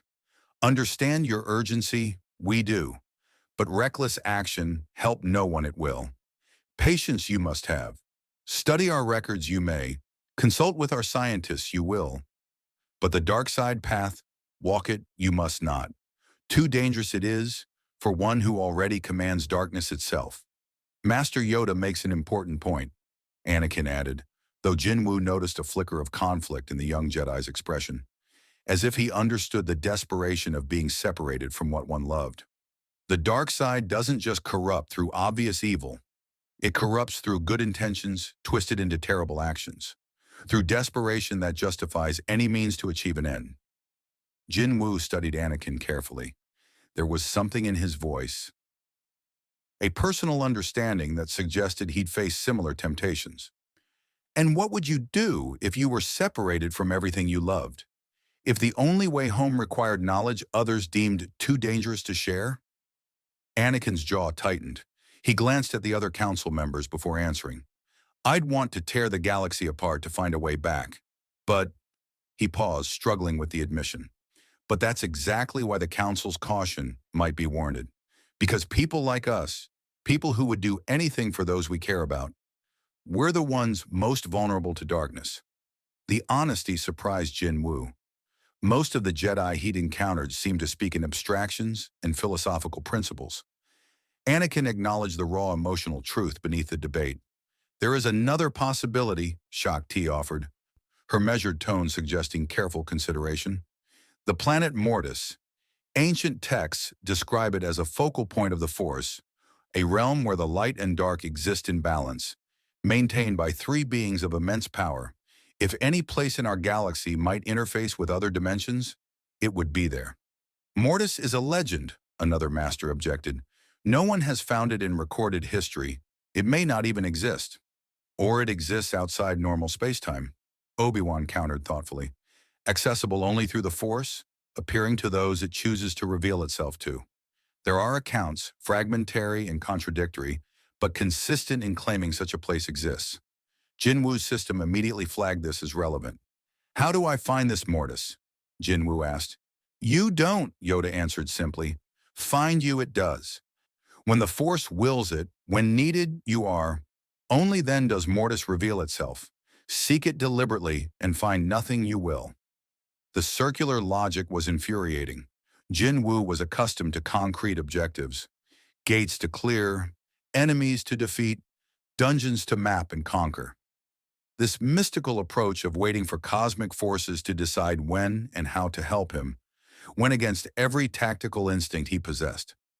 So I'm supposed to just wait? He asked, not bothering to hide his frustration.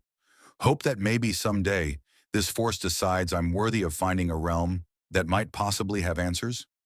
Or, Obi-Wan suggested diplomatically, you continue assisting the Republic while our scientists work on the problem from a technological angle. You've proven invaluable in combat, and being active is better than waiting in isolation. Wouldn't you agree? It was a reasonable proposal, and Jinwoo recognized the political calculation behind it. Keep him engaged, keep him useful, and prevent him from becoming desperate enough to seek darker solutions. Not malicious, necessarily, just pragmatic. Before he could respond, alarms blared throughout the temple. The council members tensed, several reaching for their lightsabers by instinct. A clone trooper burst into the chamber, his armor scorched and damaged. Masters, we're under attack. Separatist infiltrators have breached the temple's lower levels. They're targeting the holocron vaults. The timing was too convenient. Jinwoo's tactical mind immediately recognized the pattern. Attack when your enemy is distracted, strike at what they value most, create chaos to mask your true objective. How did they penetrate our security? Shaak Ti demanded, already moving toward the door. Unknown, Master, but they have a Sith with them. Darkside user confirmed, wearing a mask, and the trooper's words were cut off as the chamber doors exploded inward. Smoke and debris filled the air. Through the haze, figures emerged. Commando droids, their elite programming evident in their coordinated movements. And behind them, a presence that made even Jinwoo's non-force-sensitive awareness prickle with danger. A woman stepped through the smoke, her body wrapped in dark armor and flowing robes. Her face was concealed behind a mask of burnished metal, and twin lightsabers hung at her sides. But it was her voice that carried true menace. Cold, measured, and absolutely certain of her superiority. Jedi Council, she said, her tone mocking. How fortuitous to find you all gathered in one place. Count Dooku sends his regards. Asajj Ventress? Obi-Wan identified her, his lightsaber igniting with a snap hiss. Around the chamber, other Jedi activated their blades, creating a constellation of colored light. You're bold to attack the temple directly. Bold? No, Kenobi, opportunistic. Her masked face turned toward Jinwoo, and though he couldn't see her eyes, he felt the weight of her attention. The Shadow Monarch. My master is fascinated by you, a being outside the Force commanding an army of darkness. He wishes to meet you properly. Then he can come himself, Jinwoo replied, his daggers materializing in his hands. His shadow rippled beneath him, soldiers already beginning to emerge. I don't deal with messengers. Ventress laughed, a sound devoid of warmth. Oh, you mistake me. I'm not here to deliver an invitation. I'm here to test you, to see if you're truly as formidable as Grievous claims, or simply lucky. She drew her lightsabers in a fluid motion, the crimson blades humming with malevolent energy. The commando droids raised their weapons, targeting systems locking onto every Jedi in the chamber. All of you, Ventress continued, her voice carrying dark amusement, will kneel before the dark side, or you'll die where you stand. Jinwoo felt the familiar rush of pre-combat focus settling over him. The chamber had become a battlefield. The council, beings who'd shown him hospitality despite their suspicions, were now targets. And this Ventress, whoever she was, had just made a fundamental tactical error. She'd attacked while he was angry, frustrated, and looking for an enemy to fight. Arise, Jinwoo commanded, and the meditation chamber filled with shadows. The meditation chamber erupted into chaos. Shadow soldiers materialized between the commando droids and the Jedi Council, forming a protective barrier of writhing darkness. Igris moved like liquid death, his crimson blade intercepting blaster fire that would have struck Master Yoda. Iron's massive form absorbed a concentrated barrage meant for Shakti, his shield glowing white-hot from the sustained assault.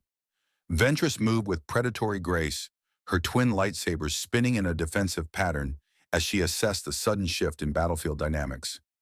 "Impressive," she purred, her masked face tracking the shadow soldiers with calculating interest. But quantity means nothing against quality.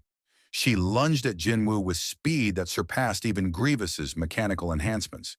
Her lightsabers carved through two shadow soldiers as if they were smoke, the crimson blades leaving trails of dissipating darkness. But Jinwu had fought Force users before. Anakin and Obi-Wan had given him valuable data on their combat patterns. He sidestepped her initial strike, using Ruler's authority to deflect one lightsaber, while his dagger parried the other in a shower of sparks. Ventress's eyes, barely visible through her masked slits, widened fractionally at his speed. "You're faster than Grievous reported," she observed, immediately shifting to a more aggressive assault pattern. Her lightsabers became blurs of crimson light, each strike designed to probe his defenses, to find weaknesses in his guard. Jinwu gave ground strategically, his enhanced perception tracking both blades simultaneously. His system fed him constant combat data, attack angles, probable strike zones, optimal counter timings. But Ventress was more than just skilled with her weapons. She used the Force. Invisible pressure slammed into his chest, attempting to throw him backward into a commando droid's line of fire. Jinwu activated Ruler's authority in response, his own telekinetic power clashing against hers. The two forces met in midair with a sound like shattering glass, creating a brief distortion in space that made the air shimmer. "You can resist Force push," Ventress said, genuine surprise coloring her voice. "How delightful. Perhaps my master was right to be intrigued by you." Around them, the battle raged. Jedi Council members engaged the commando droids with practiced efficiency.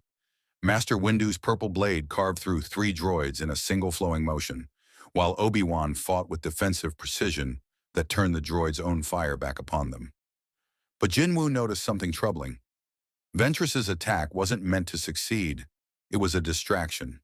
"You're stalling," Jinwu realized aloud, disengaging from Ventress with a backward leap. "This isn't about killing the Council. What are you really after?"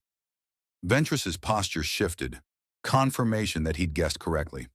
"Clever. Grievous mentioned your tactical acumen. Very well. Since you've already deduced the truth, there's no point in subtlety." She made a gesture, and the remaining commando droids suddenly changed tactics. Instead of engaging the Jedi, they detonated in coordinated explosions that shook the temple's foundations. The blasts weren't large enough to cause significant structural damage, but they created massive clouds of smoke and debris that filled the chamber and adjacent corridors. In the chaos, Jinwu's enhanced senses detected movement, additional infiltrators using the confusion to penetrate deeper into the temple, toward the holocron vaults. "The vaults!" Shakti shouted, apparently reaching the same conclusion. "They're after the Sith holocrons." "And now you understand," Ventress said, her voice carrying through the smoke. "My master wants what the Council has kept sealed away, knowledge from the ancient Sith. And you, Shadow Monarch, provided the perfect opportunity. While the Council debates your fate, we claim what should never have been hidden." She retreated through the smoke with supernatural speed, her form dissolving into the darkness. Jinwu started to pursue, but Yoda's voice stopped him. "Let her go. The holocrons, protect we must." The ancient Jedi Master was already moving toward the vaults with speed that belied his age, several council members following close behind. Jinwu made an instantaneous decision. He could chase Ventress and potentially end one threat, or he could help protect knowledge that might contain his only path home. The choice was obvious. "Igris, Baru, Tank, with me!" Jinwu commanded, sprinting after the Jedi. His remaining shadow soldiers stayed behind to help secure the meditation chamber and treat wounded clone troopers. The temple's interior became a maze of smoke-filled corridors and emergency lighting. Clone troopers fought pitched battles against separatist infiltrators at key choke points, their training and coordination barely holding against numerically superior forces. Jin Wu's shadow soldiers swept through the corridors like a dark tide, eliminating threats with brutal efficiency. They reached the vault level to find carnage. Dead clones littered the hallways, their white armor scorched by blaster fire and lightsaber burns. The massive Durasteel doors to the Holocron vault hung open, somehow breached despite security measures that should have made them impenetrable. Inside the vault, Anakin fought desperately against three separatist assassins. Not droids, but organic beings enhanced with cybernetics and wielding electrostaffs capable of resisting lightsaber strikes. His blue blade wove complex defensive patterns, but he was being pushed back toward the vault's deeper chambers where countless holocrons rested on specialized pedestals. Jin Wu didn't announce himself. He simply appeared behind the nearest assassin and drove Nightkiller through their spine. The assassin collapsed without a sound. The second one turned to face this new threat, but Igris was already there, his blade arm separating the assassin's head from their body in a spray of dark blood. The third assassin tried to flee, but Tank erupted from the floor beneath them, dragging them down into the shadows. Their scream cut off abruptly. Anakin spun, lightsaber raised defensively, then relaxed fractionally when he recognized Jin Wu. They're after the Sith holocron specifically. They knew exactly where to look. Someone gave them detailed intelligence about the vault's layout. A spy within the temple? Jin Wu asked, though he was already scanning the vault for remaining threats. Or someone who was once a Jedi, Anakin said darkly. Count Dooku studied here for decades. He'd know every secret passage, every security protocol. The rest of the council arrived, weapons drawn and ready for combat. But the vault had fallen silent, the immediate threat neutralized. Master Yoda moved through the chamber with purpose, his eyes scanning the pedestals where countless holocrons rested. 4 are missing, Jocasta Nu announced, the temple's chief librarian examining the inventory with growing horror. 4 Sith holocrons. Taken. The holocron of Darth Revan, the holocron of Darth Bane, the holocron of Darth Endedu, and, she paled visibly, the holocron of Darth Plagueis. The names meant nothing to Jin Wu, but the reaction from the Jedi Council told him everything he needed to know. These weren't merely historical artifacts. They were dangerous repositories of forbidden knowledge. Plagueis, Obi-Wan breathed, his expression grave. The Sith Lord who supposedly discovered the secret to preventing death. If Dooku gains access to that knowledge, then the war takes on an entirely new dimension, Master Windu finished grimly, his dark eyes fixed on Jin Wu with uncomfortable intensity. You said you wanted access to information about dimensional travel, about the boundaries between life and death. These holocrons contain such knowledge, twisted, dark, corrupted knowledge, but knowledge nonetheless. Jin Wu understood where this was heading. You think I'm connected to the theft. The timing is suspicious, another council member said carefully. You arrive, demanding access to forbidden knowledge. Days later, that exact knowledge is stolen. Coincidence? Ventress's voice echoed through the vault's audio systems. She'd planted listening devices during the attack. Or perfectly executed manipulation? Tell me, Shadow Monarch, did you truly believe we needed your help to breach the temple? Or were you simply the distraction we required? The accusation hung in the air like poison. Jin Wu saw the doubt creeping into several council members' expressions, the way hands drifted closer to lightsaber hilts. He'd been in this position before, accused, suspected, forced to prove innocence against circumstantial evidence designed to condemn. If I wanted those holocrons, Jin Wu said coldly, meeting each council member's gaze in turn, I wouldn't need to steal them. I'd simply ask. And if you refused, I'd take them by force. I have thousands of shadow soldiers. I could overwhelm the temple if I chose to. The fact that I haven't should tell you something about my intentions. He's right, Anakin interjected, stepping beside Jin Wu in a show of support that surprised them both. Jin Wu fought alongside us. He protected the council during Ventress's attack. If he was working with the Separatists, why would he defend us?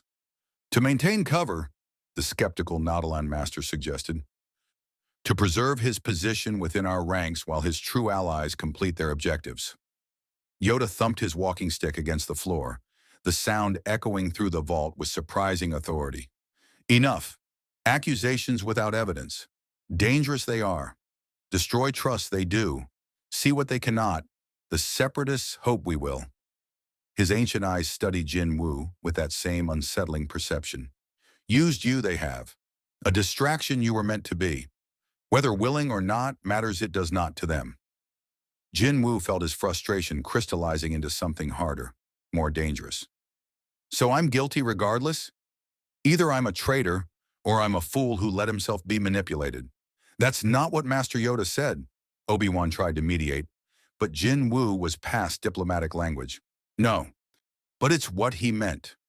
Jin Wu's shadow rippled beneath him, responding to his emotional state. His soldiers began manifesting unbidden. Dozens, then hundreds, filling the vault with their dark presence. I came here seeking help. Instead, I find suspicion, restrictions, and now accusations. Perhaps the separatists are right. Perhaps the Republic isn't worth defending. The temperature in the vault seemed to drop. Lightsabers ignited around the chamber, not in immediate attack, but in clear warning. Jin Wu's shadow army responded in kind, weapons materializing in thousands of hands, all pointed toward the Jedi Council. Stand down, Master Windu commanded, his purple blade held in a defensive stance. This is the Jedi Temple. We will not allow threats within these walls. Then perhaps, Jin Wu said quietly, his voice carrying lethal calm, I should leave your temple, leave your republic. Find my own path in this galaxy, with or without your help. Jin Wu, wait, Anakin started, but a new voice cut through the tension. That won't be necessary. A holographic figure materialized in the vault's center, tall, elegant, with a curved lightsaber hilt visible at his belt. Count Dooku's projection studied the scene with evident satisfaction. Shadow Monarch, I've been hoping for an opportunity to speak with you directly. It seems the Jedi Council's paranoia has provided exactly that. Every Jedi in the vault tensed. Obi-Wan stepped forward, his voice tight with controlled anger. Dooku, you orchestrated all of this. The attack, the theft, the accusations against Jin Wu. What game are you playing? No game, Obi-Wan. Simply necessity. Dooku's projection turned to address Jin Wu directly. You seek knowledge the Jedi have denied you. Knowledge about dimensional travel, about the boundaries between universes, about the fundamental nature of existence beyond the Force. I have what you need. The holocrons my operatives retrieved contain secrets that could answer your questions. Jin Wu didn't need his system to recognize manipulation. He'd dealt with politicians, crime lords, and power-hungry hunters who'd tried similar tactics. But the core truth remained. Dooku apparently possessed information the Jedi refused to share. And what do you want in exchange? Jin Wu asked carefully. A conversation, Dooku replied smoothly. Nothing more. Meet with me. Listen to what I have to say. If you choose to reject my offer afterward, you're free to return to the Republic. But at least hear an alternative perspective before you commit yourself to the Jedi's failing cause. Don't listen to him, Anakin urged. He's a Sith Lord. Everything he says is poison designed to corrupt and control. Is it? Dooku asked mildly. Or is that simply what the Jedi teach, to prevent their members from questioning their dogma? You exist outside the Force, Shadow Monarch. You're not bound by their restrictions or their philosophy. Why allow them to dictate your choices? Jin Wu stood at a crossroads. The Jedi offered safety, cooperation, and moral certainty, but also suspicion, restrictions, and potentially insurmountable barriers to the knowledge he needed. Dooku offered answers, but from a source everyone warned was corrupted and manipulative. His tactical mind ran through the scenarios. Meeting with Dooku was dangerous but potentially valuable. Refusing meant remaining dependent on Jedi cooperation that seemed increasingly fragile. There had to be a third option, a way to gain information from both sides without committing to either. I'll meet with you, Jin Wu said finally, and the Jedi Council erupted in protests. He raised his hand for silence. But on my terms, neutral ground, no armies, no ambushes, just you, me, and the information you claim to possess. If I sense betrayal, I'll kill you where you stand. If your information is worthless, I walk away. Those are my conditions. Dooku smiled, an expression that suggested he'd anticipated this exact response. Acceptable. I'll transmit coordinates. Come alone, and I'll do the same. Let's see if we can come to a mutually beneficial arrangement. The hologram flickered out, leaving Jin Woo surrounded by Jedi, who looked at him with a mixture of disappointment, anger, and something that might have been understanding. If you meet with Dooku, Master Windu said gravely, you may not be welcome to return to the temple. The dark side is seductive. Even those who believe themselves immune often fall. Jin Woo looked around the vault, at the empty pedestals where knowledge had been stolen, at the Jedi who claimed to protect peace while hoarding information, at the bodies of clone troopers who died following orders they'd been programmed to obey. And he made his choice. Then I'll take that risk, he said, because staying here, playing by rules I don't understand in a war I don't believe in, while my own world potentially burns, that's not acceptable. I'll find my way home, with or without your blessing. He turned and walked toward the vault exit, his shadow army parting before him like a dark sea. Behind him he heard Anakin's voice, quiet but clear. I understand why you're doing this. Just be careful. Not everyone who offers answers has your best interests at heart. Jin Woo didn't respond. He simply continued walking out of the vault, through the temple's smoke-filled corridors, and toward a meeting that might either save him or damn him. But at least it was his choice. The Shadow Monarch had decided to hear what the Sith had to say. The coordinates Dooku transmitted led to Sereno, a wealthy world in the Outer Rim, far from Republic patrol routes. Jin Woo's commandeered Republic shuttle dropped out of hyperspace above a planet of rolling green hills, elegant estates, and old-world aristocracy. It was beautiful in a way Coruscant's endless cityscape could never be, though Jin Woo suspected that beauty concealed deep inequalities of wealth and power. The shuttle descended toward coordinates that marked a remote mountainside estate overlooking a pristine valley. As Jin Woo approached, he noticed the complete absence of droid patrols or military installations. Either Dooku was honoring his promise of a neutral meeting, or he was confident enough in his abilities that he didn't need backup. Jin Woo landed the shuttle in a courtyard of ancient stone, surrounded by gardens that spoke of centuries of cultivation. A single figure waited at the estate's entrance, tall, distinguished, with a silver beard and aristocratic bearing. Count Dooku wore simple robes rather than armor, and his curved lightsaber hung casually at his belt. Shadow Monarch, Dooku greeted him with a slight bow that managed to be both respectful and condescending. Thank you for accepting my invitation. I trust your journey was uneventful. Jin Woo descended the shuttle's ramp, his enhanced senses scanning for threats. His shadow rippled beneath him, dozens of soldiers ready to manifest at a thought. You're alone. Either you're arrogant or you genuinely want to talk. Can it not be both? Dooku smiled slightly. Come, I've prepared refreshments, and we have much to discuss. The holocrons I promised are inside, waiting for your examination.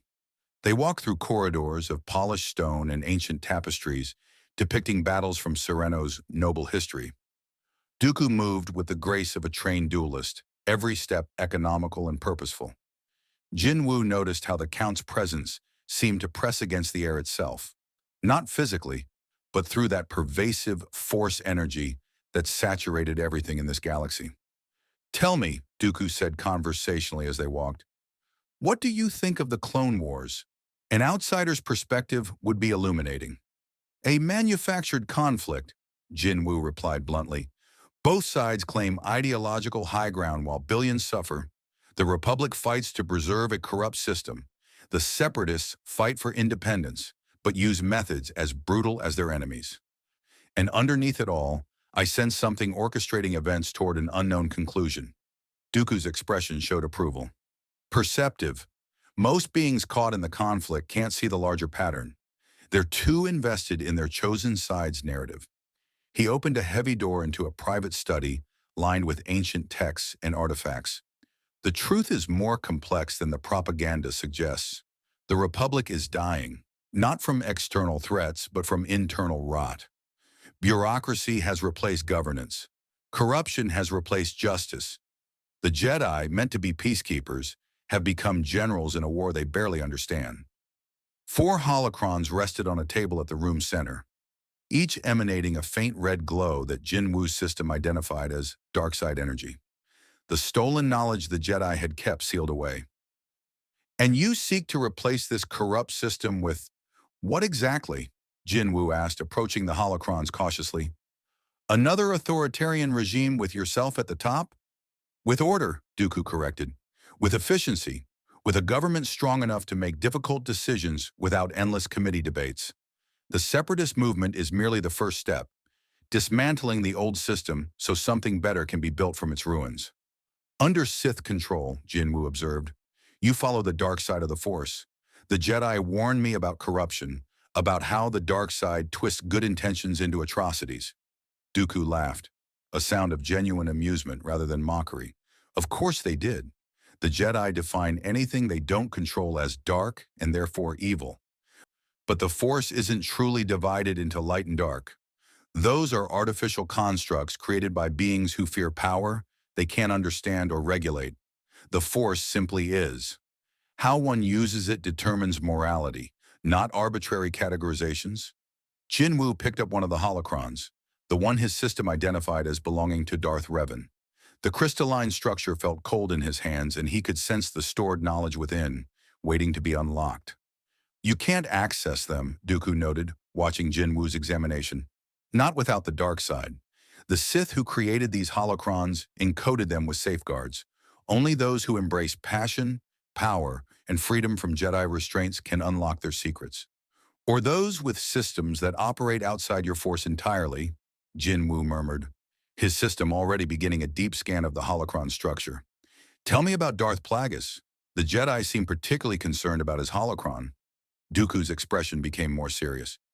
Plagueis was my master's master, a Sith Lord who spent his life studying the nature of life itself. He believed that the Force could be manipulated to prevent death, to create life from nothing, to fundamentally alter the boundaries between existence and non-existence. The Jedi feared him because his research threatened their understanding of the natural order. Did he succeed? Jin Wu asked, his attention now fully focused on Dooku. According to legend, yes.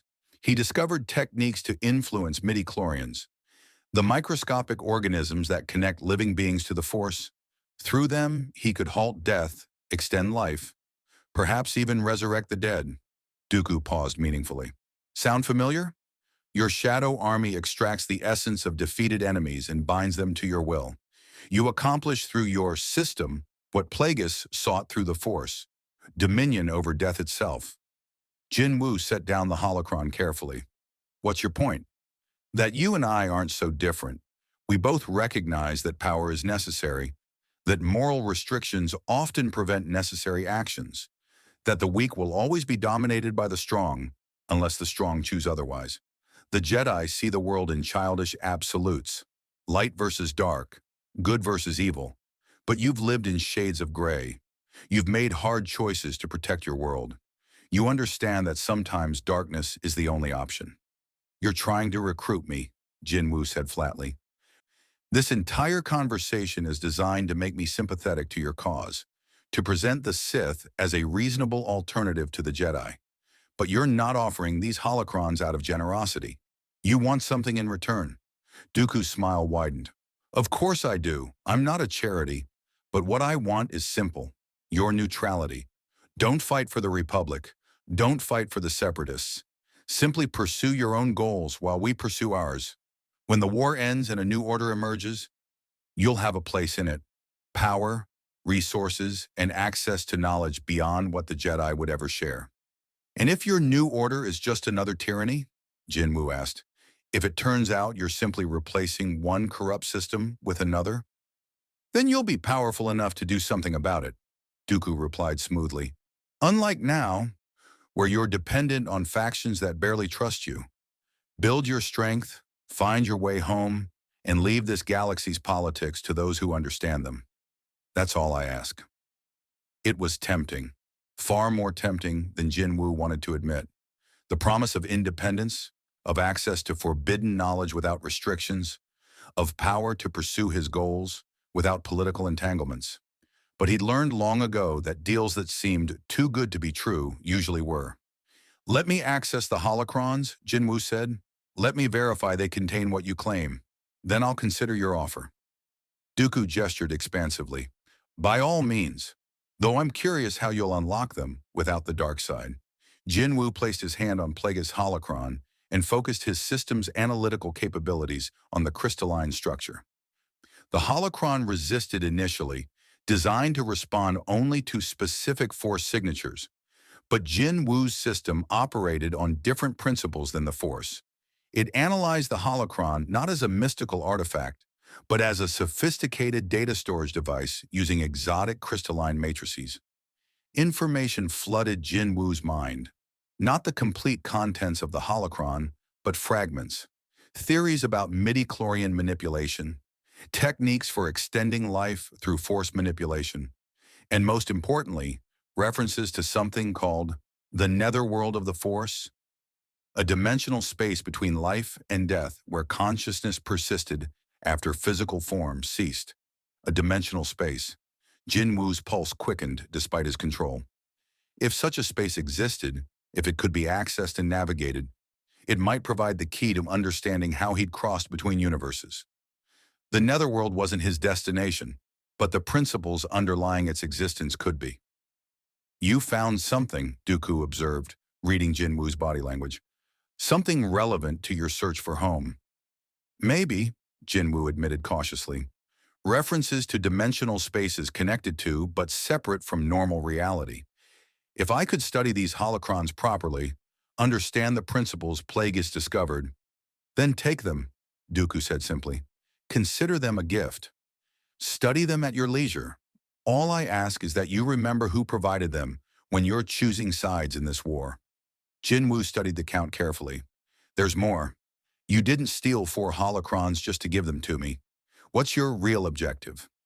Dooku's expression became cold, all pretense of friendliness evaporating. My master requires certain knowledge. Plagueis' research into life extension interests him greatly. In exchange for these holocrons, I need you to do something for me. Something the Jedi would never permit. Which is? There's a Jedi named Luminara Unduli, currently investigating separatist activities on Geonosis. My master wishes to speak with her, but the Jedi Council protects its members well. However, you have access to Republic communications, Republic Trust. You could provide her location, her security details, nothing more. Jin Wu felt ice in his veins. You want me to help you capture a Jedi? I want you to provide information, Dooku corrected. What happens afterward is not your concern, and in exchange, you keep the holocrons. You gain knowledge that might send you home. A fair trade, wouldn't you say? Jin Wu's mind raced through scenarios.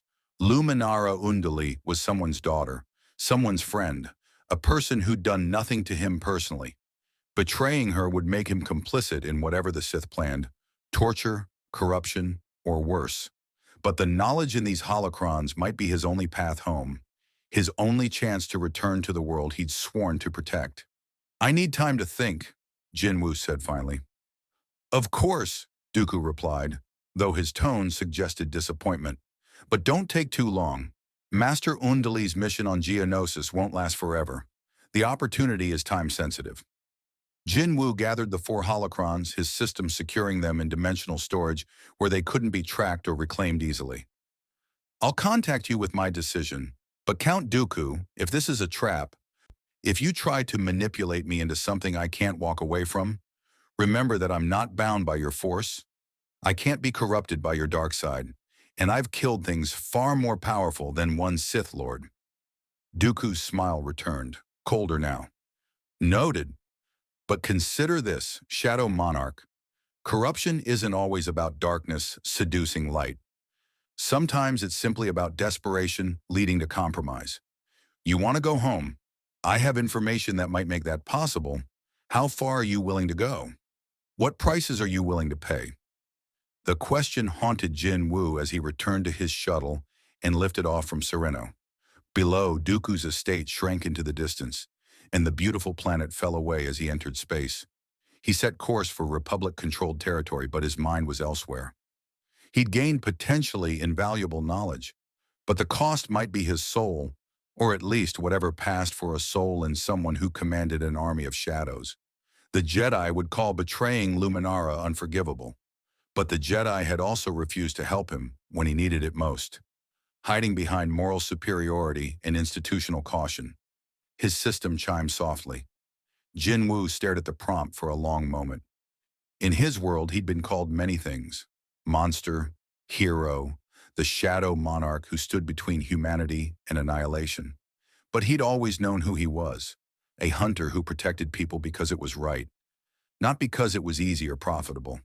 This galaxy was testing whether that identity was fundamental to who he was, or simply a convenient philosophy he maintained when it didn't cost him anything.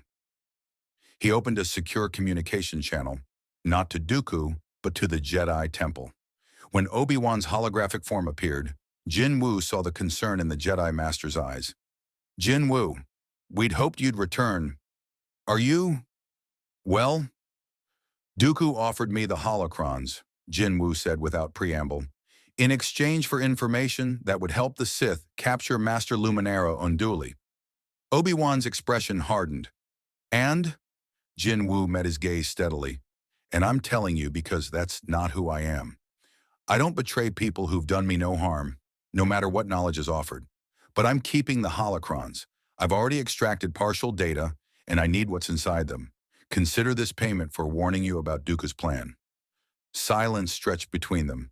Then, surprisingly, Obi-Wan smiled slightly. "That's actually fair. And more than we had any right to expect. I'll inform the Council immediately. Master Unduli will be warned and protected. Thank you, Jin Wu." "Don't thank me yet," Jin Wu replied, "because I'm still going to study these holocrons. I'm still going to pursue knowledge the Jedi consider forbidden. And if that makes me dangerous in your eyes, so be it. I'll find my way home, with or without your approval." "I understand," Obi-Wan said quietly. "And for what it's worth, I think you made the right choice. Not the easy one, but the right one. That matters more than you might think." The transmission ended, leaving Jin Wu alone with his thoughts and 4 Sith holocrons containing forbidden knowledge. He'd refused Dooku's offer, but he hadn't returned to the Jedi fold either. He'd carved out a third path, independent, morally complicated, and entirely his own. The Shadow Monarch had made his choice. Now he'd live with the consequences. 3 weeks passed in relative isolation. Jin Wu established a base on an uninhabited moon in the Outer Rim, far from Republic patrols and separatist activity. The moon's barren surface and thin atmosphere made it inhospitable to most life. But Jin Wu didn't need comfort. He needed privacy to study the holocrons without interference. His makeshift laboratory occupied a natural cave system that his shadow soldiers had expanded and fortified.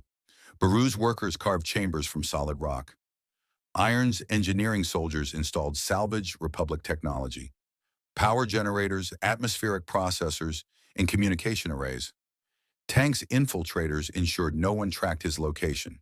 And in the deepest chamber, Jin Wu sat surrounded by 4 glowing holocrons, their crimson light painting the walls like congealed blood. The knowledge was intoxicating. Not because it was dark in the way the Jedi warned.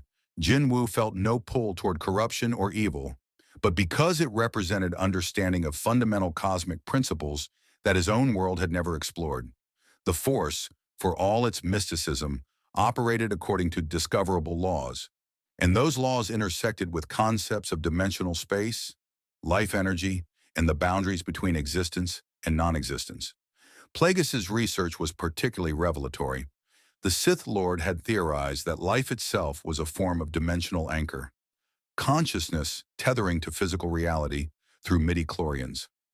Death severed that anchor, allowing consciousness to drift into what he called the netherworld, a liminal space between dimensions where force energy persisted without physical form.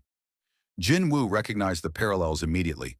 His own shadow extraction worked on similar principles, capturing the essence of defeated enemies and binding them to his will through dimensional manipulation. The mechanics differed, but the underlying concept was identical. Consciousness could exist independent of its original physical form if properly anchored. "If death is dimensional separation," Jin Wu murmured to himself, his system recording his thoughts, "and my arrival here was involuntary dimensional transit, then the key to returning home lies in understanding the mechanism of dimensional anchoring itself. The problem was clear now. Jin Wu had been torn from his universe without establishing an anchor point for return. Like a ship cut loose from its mooring, he drifted in foreign waters with no way to navigate back.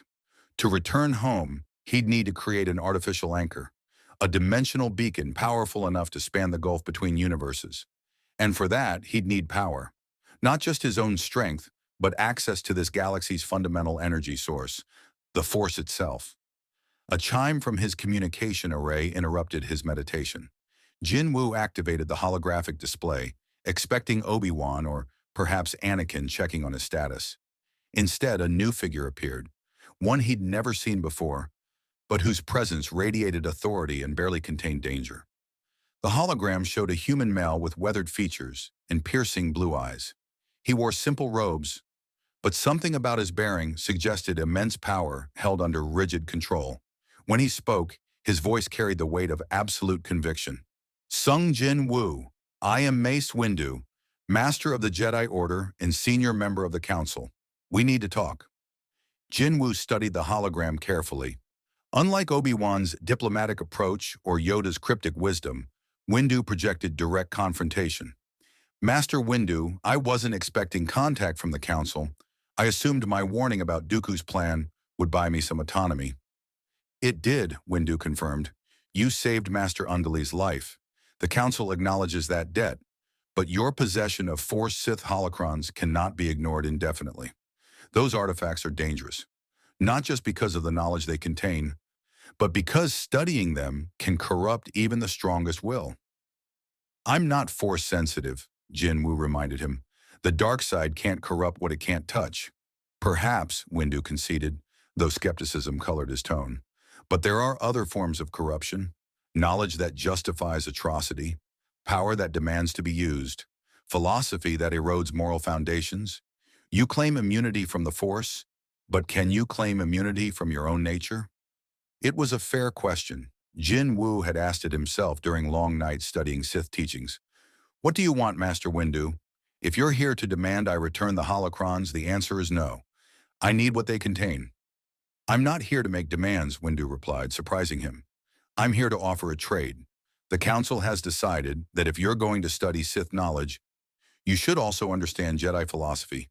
For context and balance, we're willing to grant you access to the Jedi archives. Not the restricted sections, but the general repository of Force knowledge accumulated over millennia. Jin Wu's system immediately flagged this as significant. In exchange for what? Jin Wu asked cautiously. Your continued cooperation, Windu answered. The war is escalating. Separatist forces are pushing into the mid-rim. Republic worlds are falling faster than we can defend them. And intelligence suggests Count Dooku is planning something catastrophic. We don't know what, but our sources indicate massive troop movements toward an unknown target.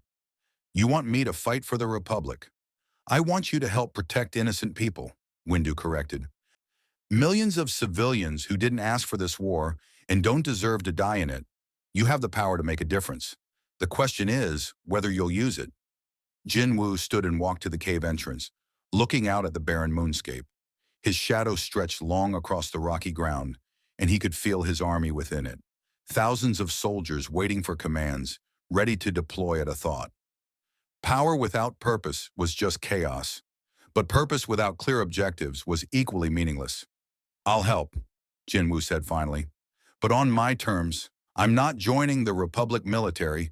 I'm not taking orders from the Senate or the Jedi Council. I operate independently, assist where I choose, and pursue my own goals alongside your objectives. If those terms are acceptable, I'll use my power to protect civilians and fight separatist forces. The Council won't like the autonomy you're demanding, Windu warned. The Council doesn't have to like it, Jin Wu replied. They just have to accept it, because the alternative is me continuing to study these holocrons in isolation while their Republic burns. Which would you prefer? Windu was silent for a long moment, his holographic form utterly still. Then, surprisingly, he nodded. Acceptable. You'll have access to the archives, and when we identify Dooku's target, we'll call on you for support. But Jin Wu, remember that independence doesn't mean isolation. Even the strongest warrior can fall if they refuse all allies. The transmission ended, leaving Jin Wu alone once more. He returned to his study chamber. where the holocrons waited with their forbidden knowledge and seductive promises of power. A new hologram materialized. This one scrambled and heavily encrypted. When it resolved, Jin Wu saw a figure in dark robes whose face was concealed by a hood. The voice that emerged was distorted, artificial, impossible to identify. Shadow Monarch, you've been studying the holocrons for 3 weeks. Have you found what you seek? Jin Wu's tactical instincts screamed warnings. This wasn't Dooku. The bearing was different, the presence more oppressive. Who are you? Someone who understands what you truly need. The holocrons contain fragments of knowledge, but the complete understanding you seek requires more. There is a place, Moraband, the ancient Sith homeworld. In its tombs lie secrets that predate even Darth Plagueis. Secrets about dimensional manipulation, about the boundaries between universes. Why tell me this? Jin Wu asked. What do you gain from helping me? What I gain is irrelevant, the figure replied. What matters is that you're searching for answers the Jedi cannot provide, and Dooku will not share freely. Moraband offers a third path, knowledge without allegiance, power without corruption. Go there. Explore the tombs of the ancient Sith. Find the Valley of the Dark Lords. What you seek waits in the deepest chamber, where Darth Bane first established the rule of two. This could be a trap, Jin Wu stated flatly. It could be, the figure agreed, but you've fought your way through countless dungeons in your world, haven't you? Gates filled with monsters and unknown dangers? Moraband is simply another dungeon to clear. And the reward? The reward is everything you've sacrificed to achieve. The transmission cut off before Jin Wu could respond. He stood in the sudden silence, his system running probability calculations and threat assessments. Moraband, the ancient Sith homeworld, a place even the Jedi avoided because of its dark side corruption. It was obviously dangerous, potentially lethal, and quite possibly exactly what he needed. Jin Wu called Igris, his most powerful shadow soldier. The Crimson Knight materialized from darkness, kneeling before his master with silent loyalty. We're going tomb raiding, Jin Wu said quietly. Gather the elite soldiers, Beru, Iron, Tank, and 100 of our strongest fighters. We're going to Moraband. Igris rose, his blade arm gleaming in the holocron's light. If he had opinions about the wisdom of this decision, his shadowy form revealed nothing. He simply bowed and departed to assemble the army. Jin Wu packed the holocrons into dimensional storage and prepared his equipment.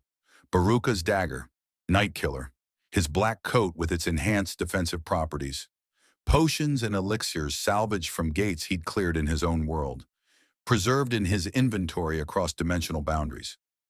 Before departing, he recorded a message and set it to transmit if he didn't return within 1 week. It was addressed to Obi-Wan Kenobi. If you're receiving this, I'm either dead or trapped on Moraband, the ancient Sith homeworld. I went there seeking knowledge about dimensional travel, information that might allow me to return to my universe. I know the Jedi would advise against this. I know it's dangerous, but I've run out of safer options. If I don't return, consider this. I tried to find answers without compromising my principles. Whether I succeeded or failed, at least I tried on my own terms. Jin Wu. He launched his ship toward Moraband's coordinates. His shadow army assembled in the cargo hold. The journey through hyperspace gave him time to meditate, to prepare mentally for what awaited. The Jedi warned about the dark side's corruption. Dooku promised power without restriction. And now an unknown entity offered answers in exchange for... what? That was the question that troubled him most. In his experience, information was never truly free. Someone always wanted something in return. But he'd faced worse odds before. He'd walked into S-rank gates alone when he was barely strong enough to survive. He'd fought monarchs that could destroy dimensions. He'd died and been resurrected by a system that defied his world's understanding of reality. One more dungeon, one more boss to defeat, one more impossible challenge to overcome. The ship dropped from hyperspace above Moraband, a dead world of red sand and ancient ruins. Storm clouds churned across its surface, and even from orbit, Jin Wu could feel the wrongness of the place. Not darkness in a moral sense, but a fundamental corruption of natural order. Death and decay concentrated so intensely that reality itself seemed to rot. "This is where the Sith came from," Jinwu murmured, beginning atmospheric descent. "This is where their power was born." Below, massive tombs rose from the desert like monuments to forgotten gods. The Valley of the Dark Lord stretched across the horizon.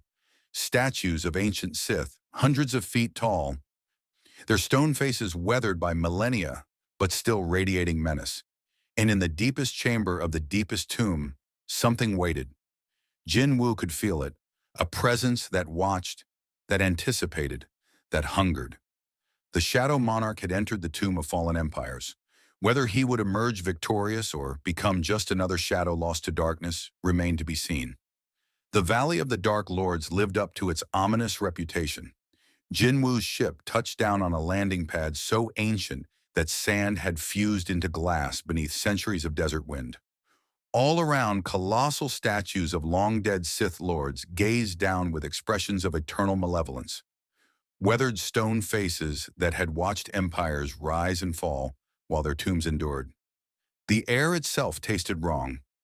Jin Wu's system registered atmospheric toxins, but more significantly, it detected what it labeled as pervasive energy interference, the concentrated dark side presence the Jedi had warned about. To Force-sensitive beings, this place would be overwhelming, but Jin Wu existed outside the Force, and that separation provided unexpected protection. "Arise," Jin Wu commanded, and his elite shadow army manifested from darkness.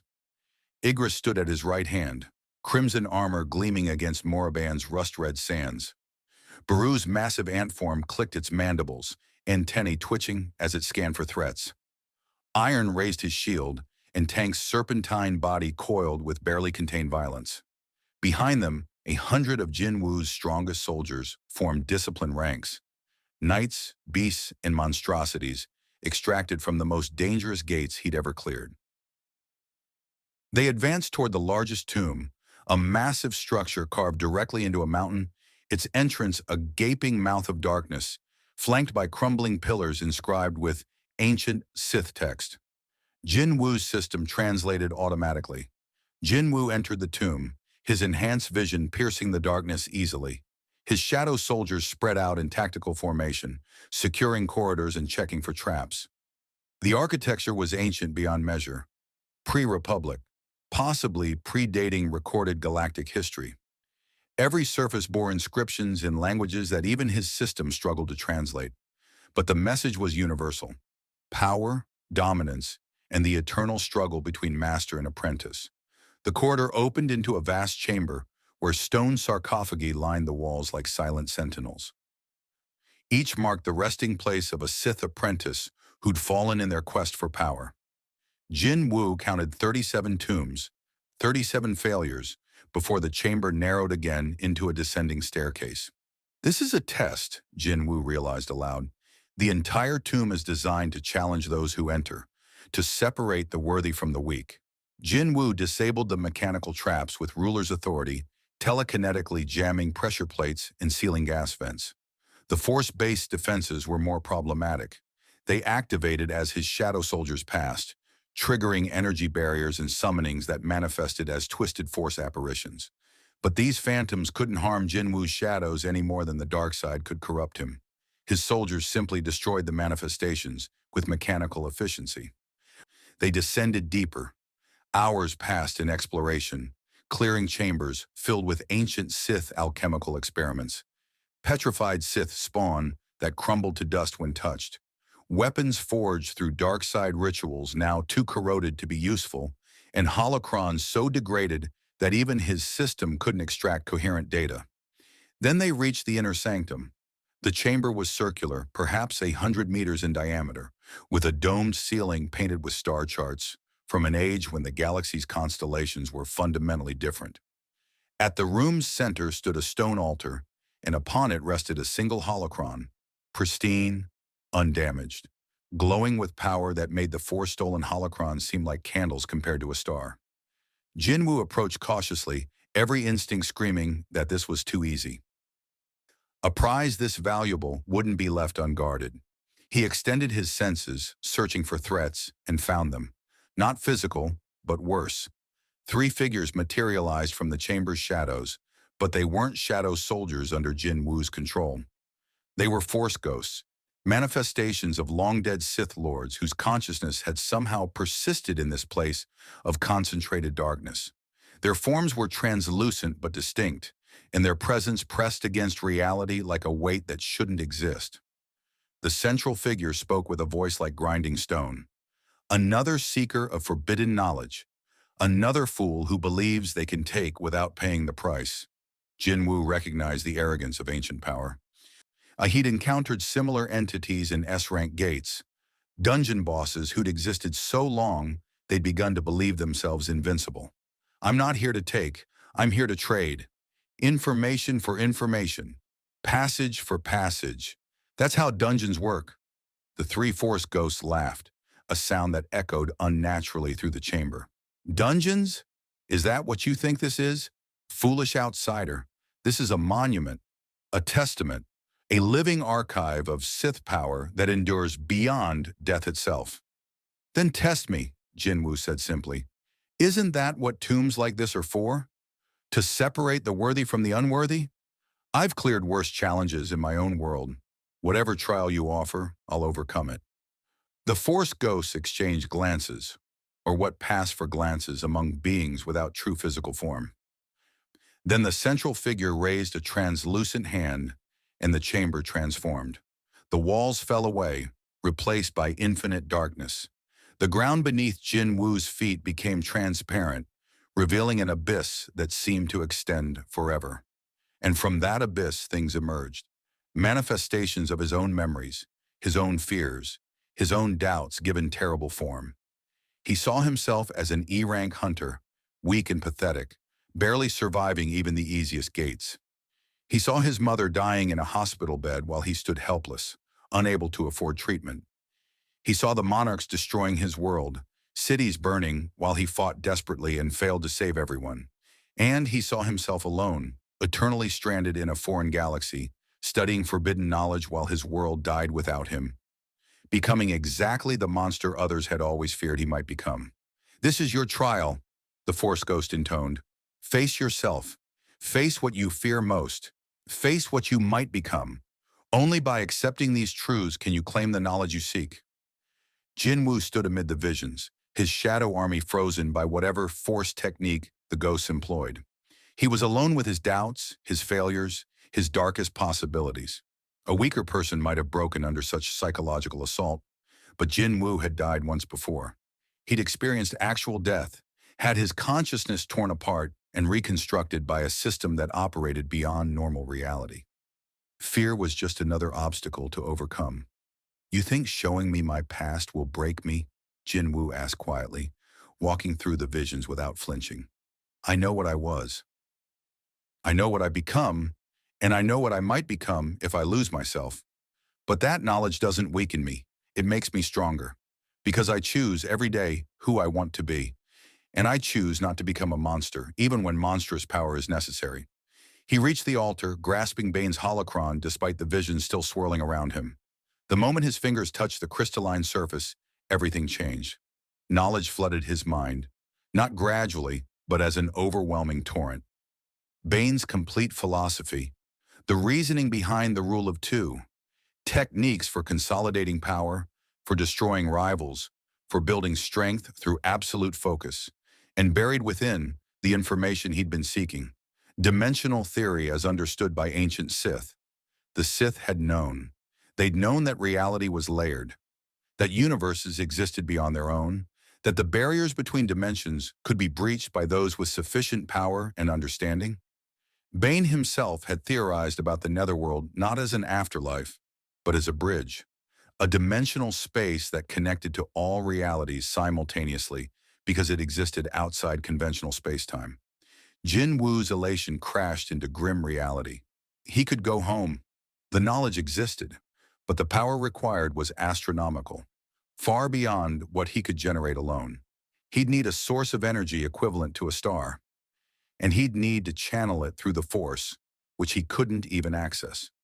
You understand now, the Force ghost said, its form dissolving as the trial ended. You have the knowledge you sought, But knowledge without power is worthless. The question becomes, what will you do to gain that power? The chamber returned to normal. Jin Woo's shadow army unfroze. Weapons ready, but the Force ghosts had vanished.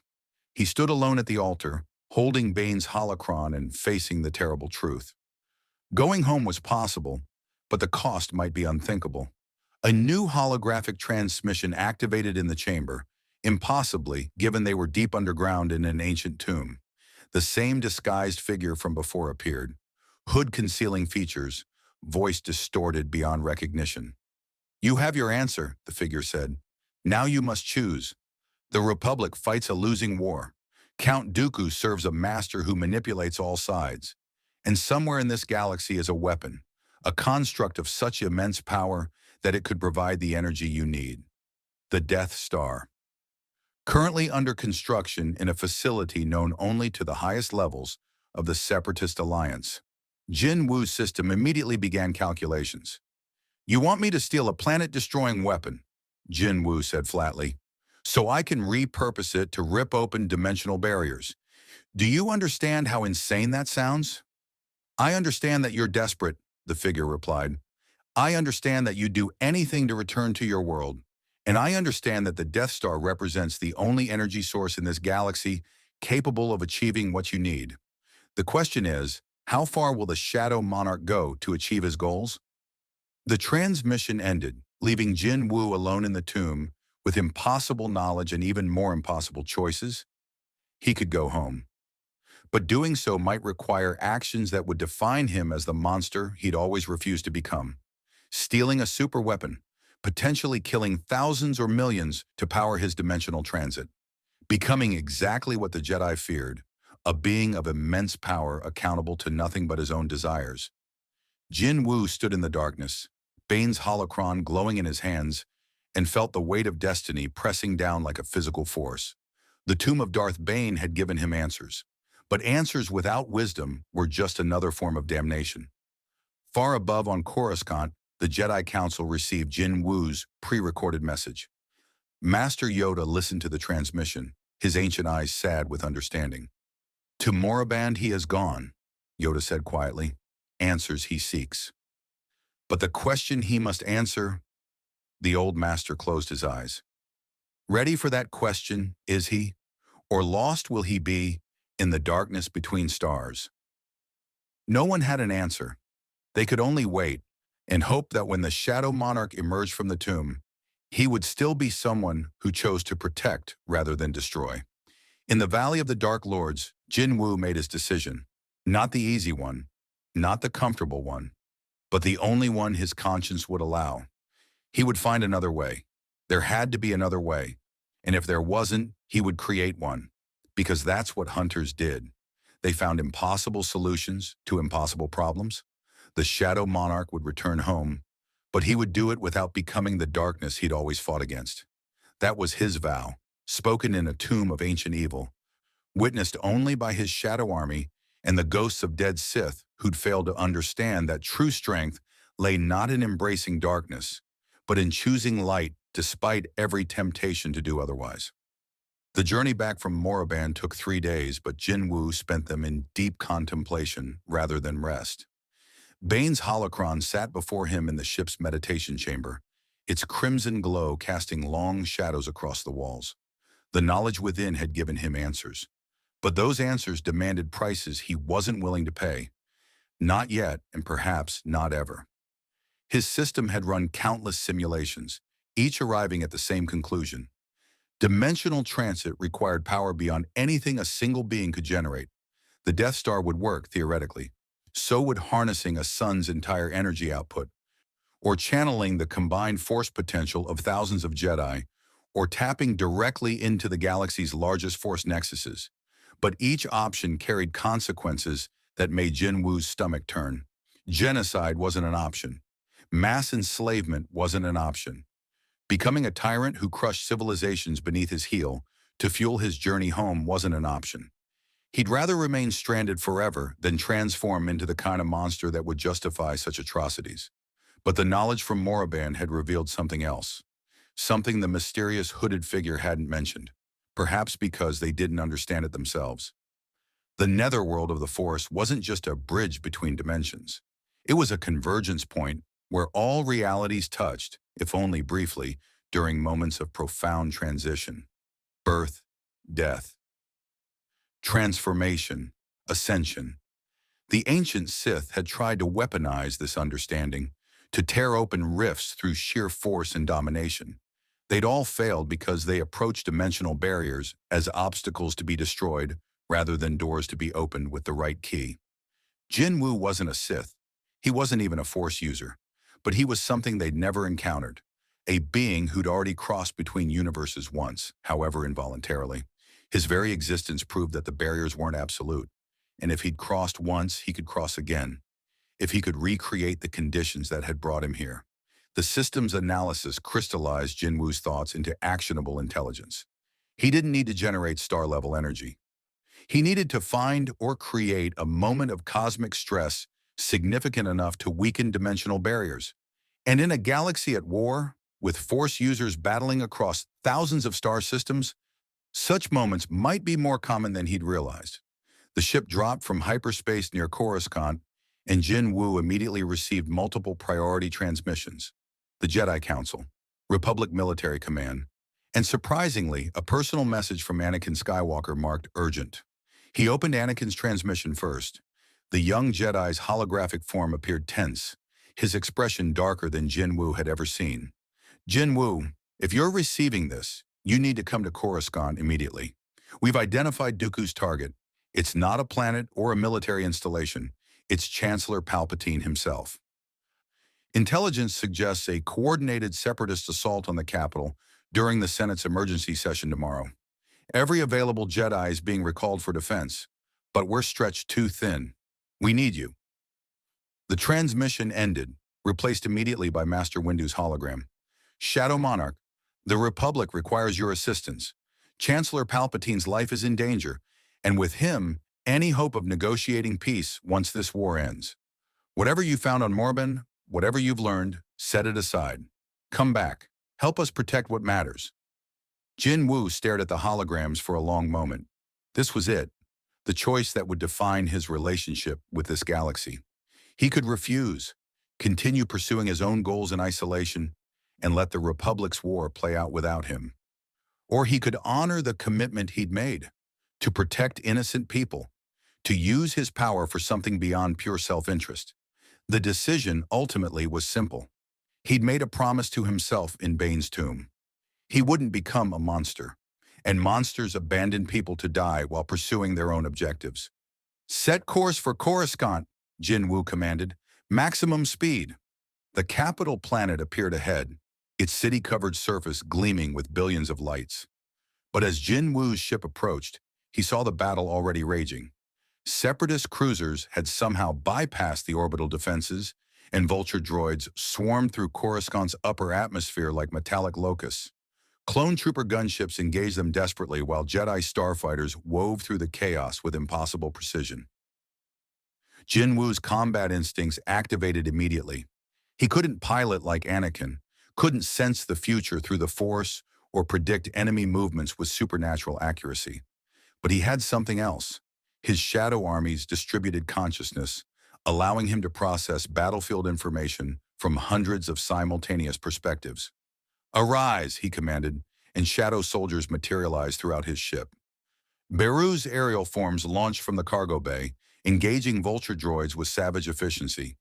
Tanks infiltrators penetrated enemy cruisers through breaches in their hulls, sabotaging systems from within.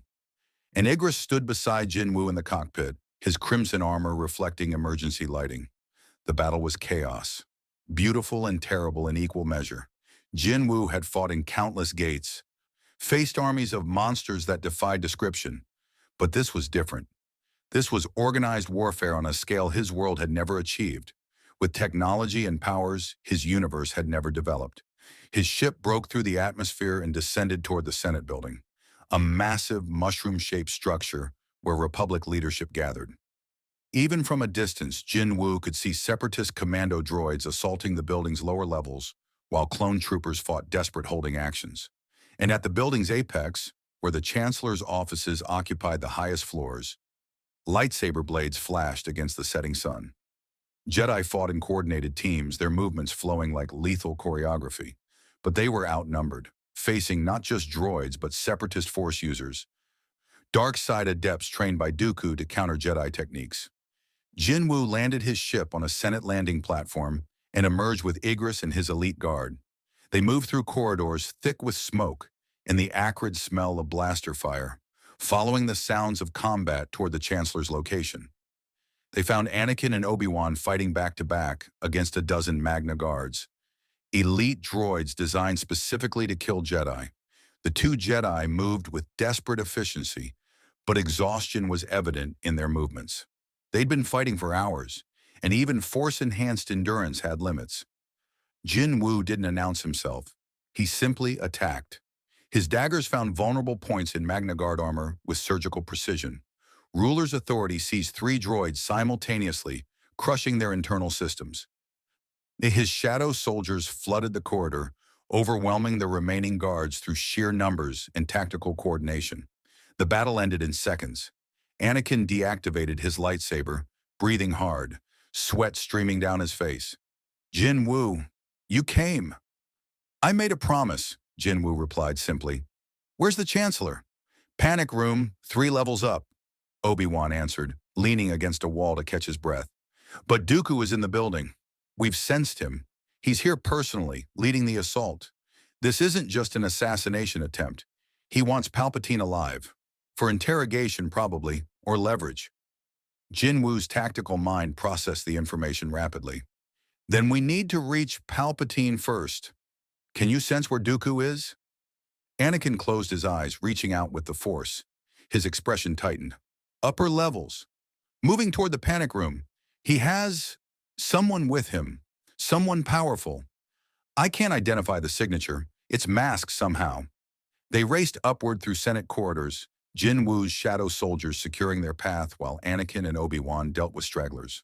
The building shook with explosions. Somewhere below, Republic forces were mounting a counterattack, but the outcome remained uncertain.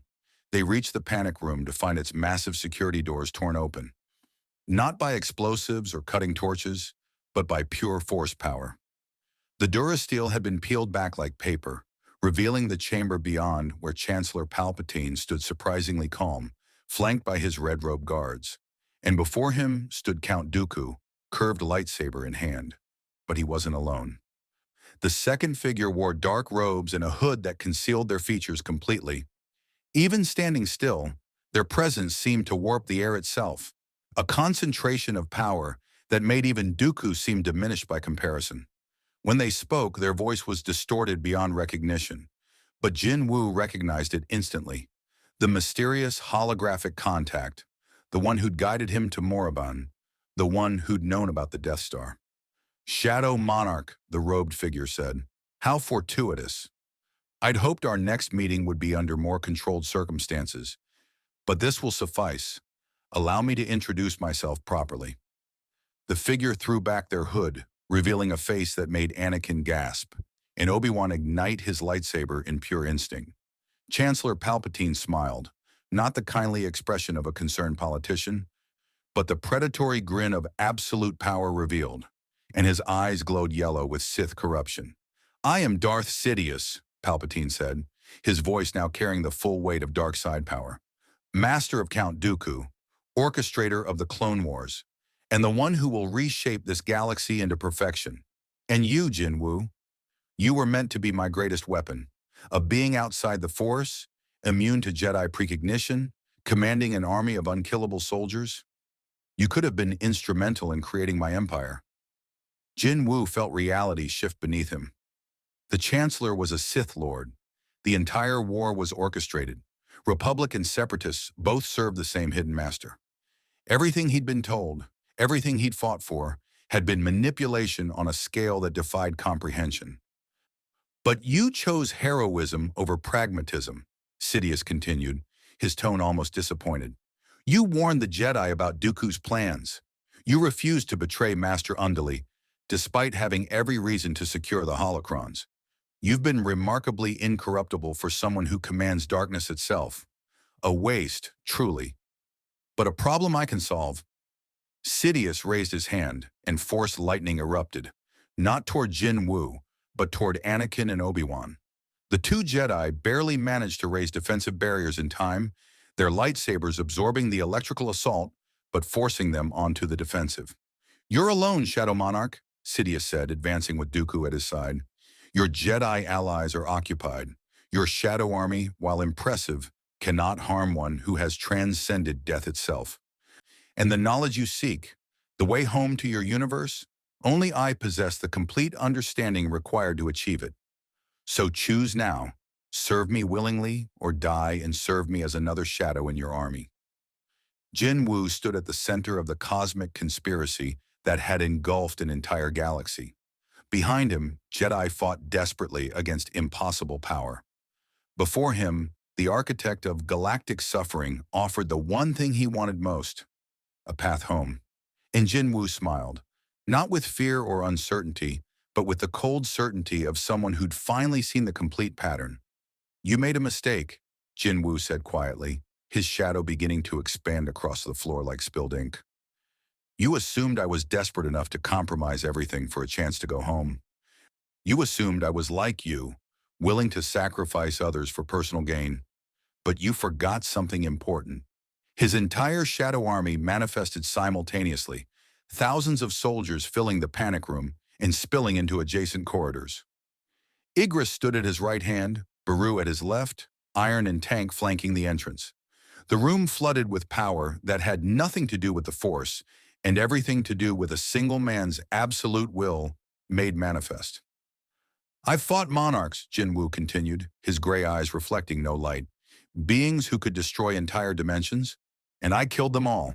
You're powerful, Darth Sidious, perhaps the most powerful Force user in this galaxy, but you're still bound by this universe's rules. I'm not. And if I have to spend the rest of my life stranded here to stop you from turning billions of people into slaves, that's a price I'm willing to pay."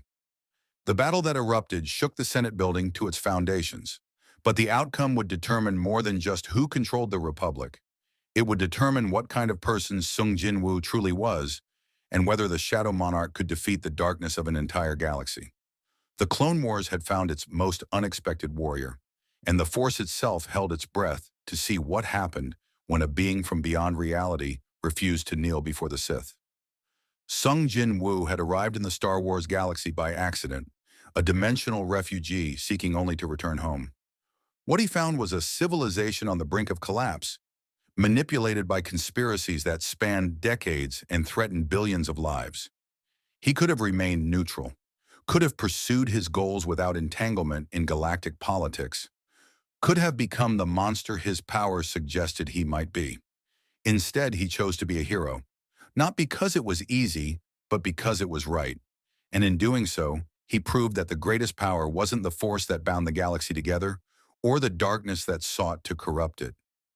The greatest power was choice, the decision to stand against evil, even when the cost was everything you'd ever wanted. The Shadow Monarch had found his war, and he would fight it on his own terms, with his own army, until either he returned home or this galaxy no longer needed defending. May the Force be with him, but more importantly, may his own indomitable will prove stronger than any power the Sith could muster. The legend had only just begun.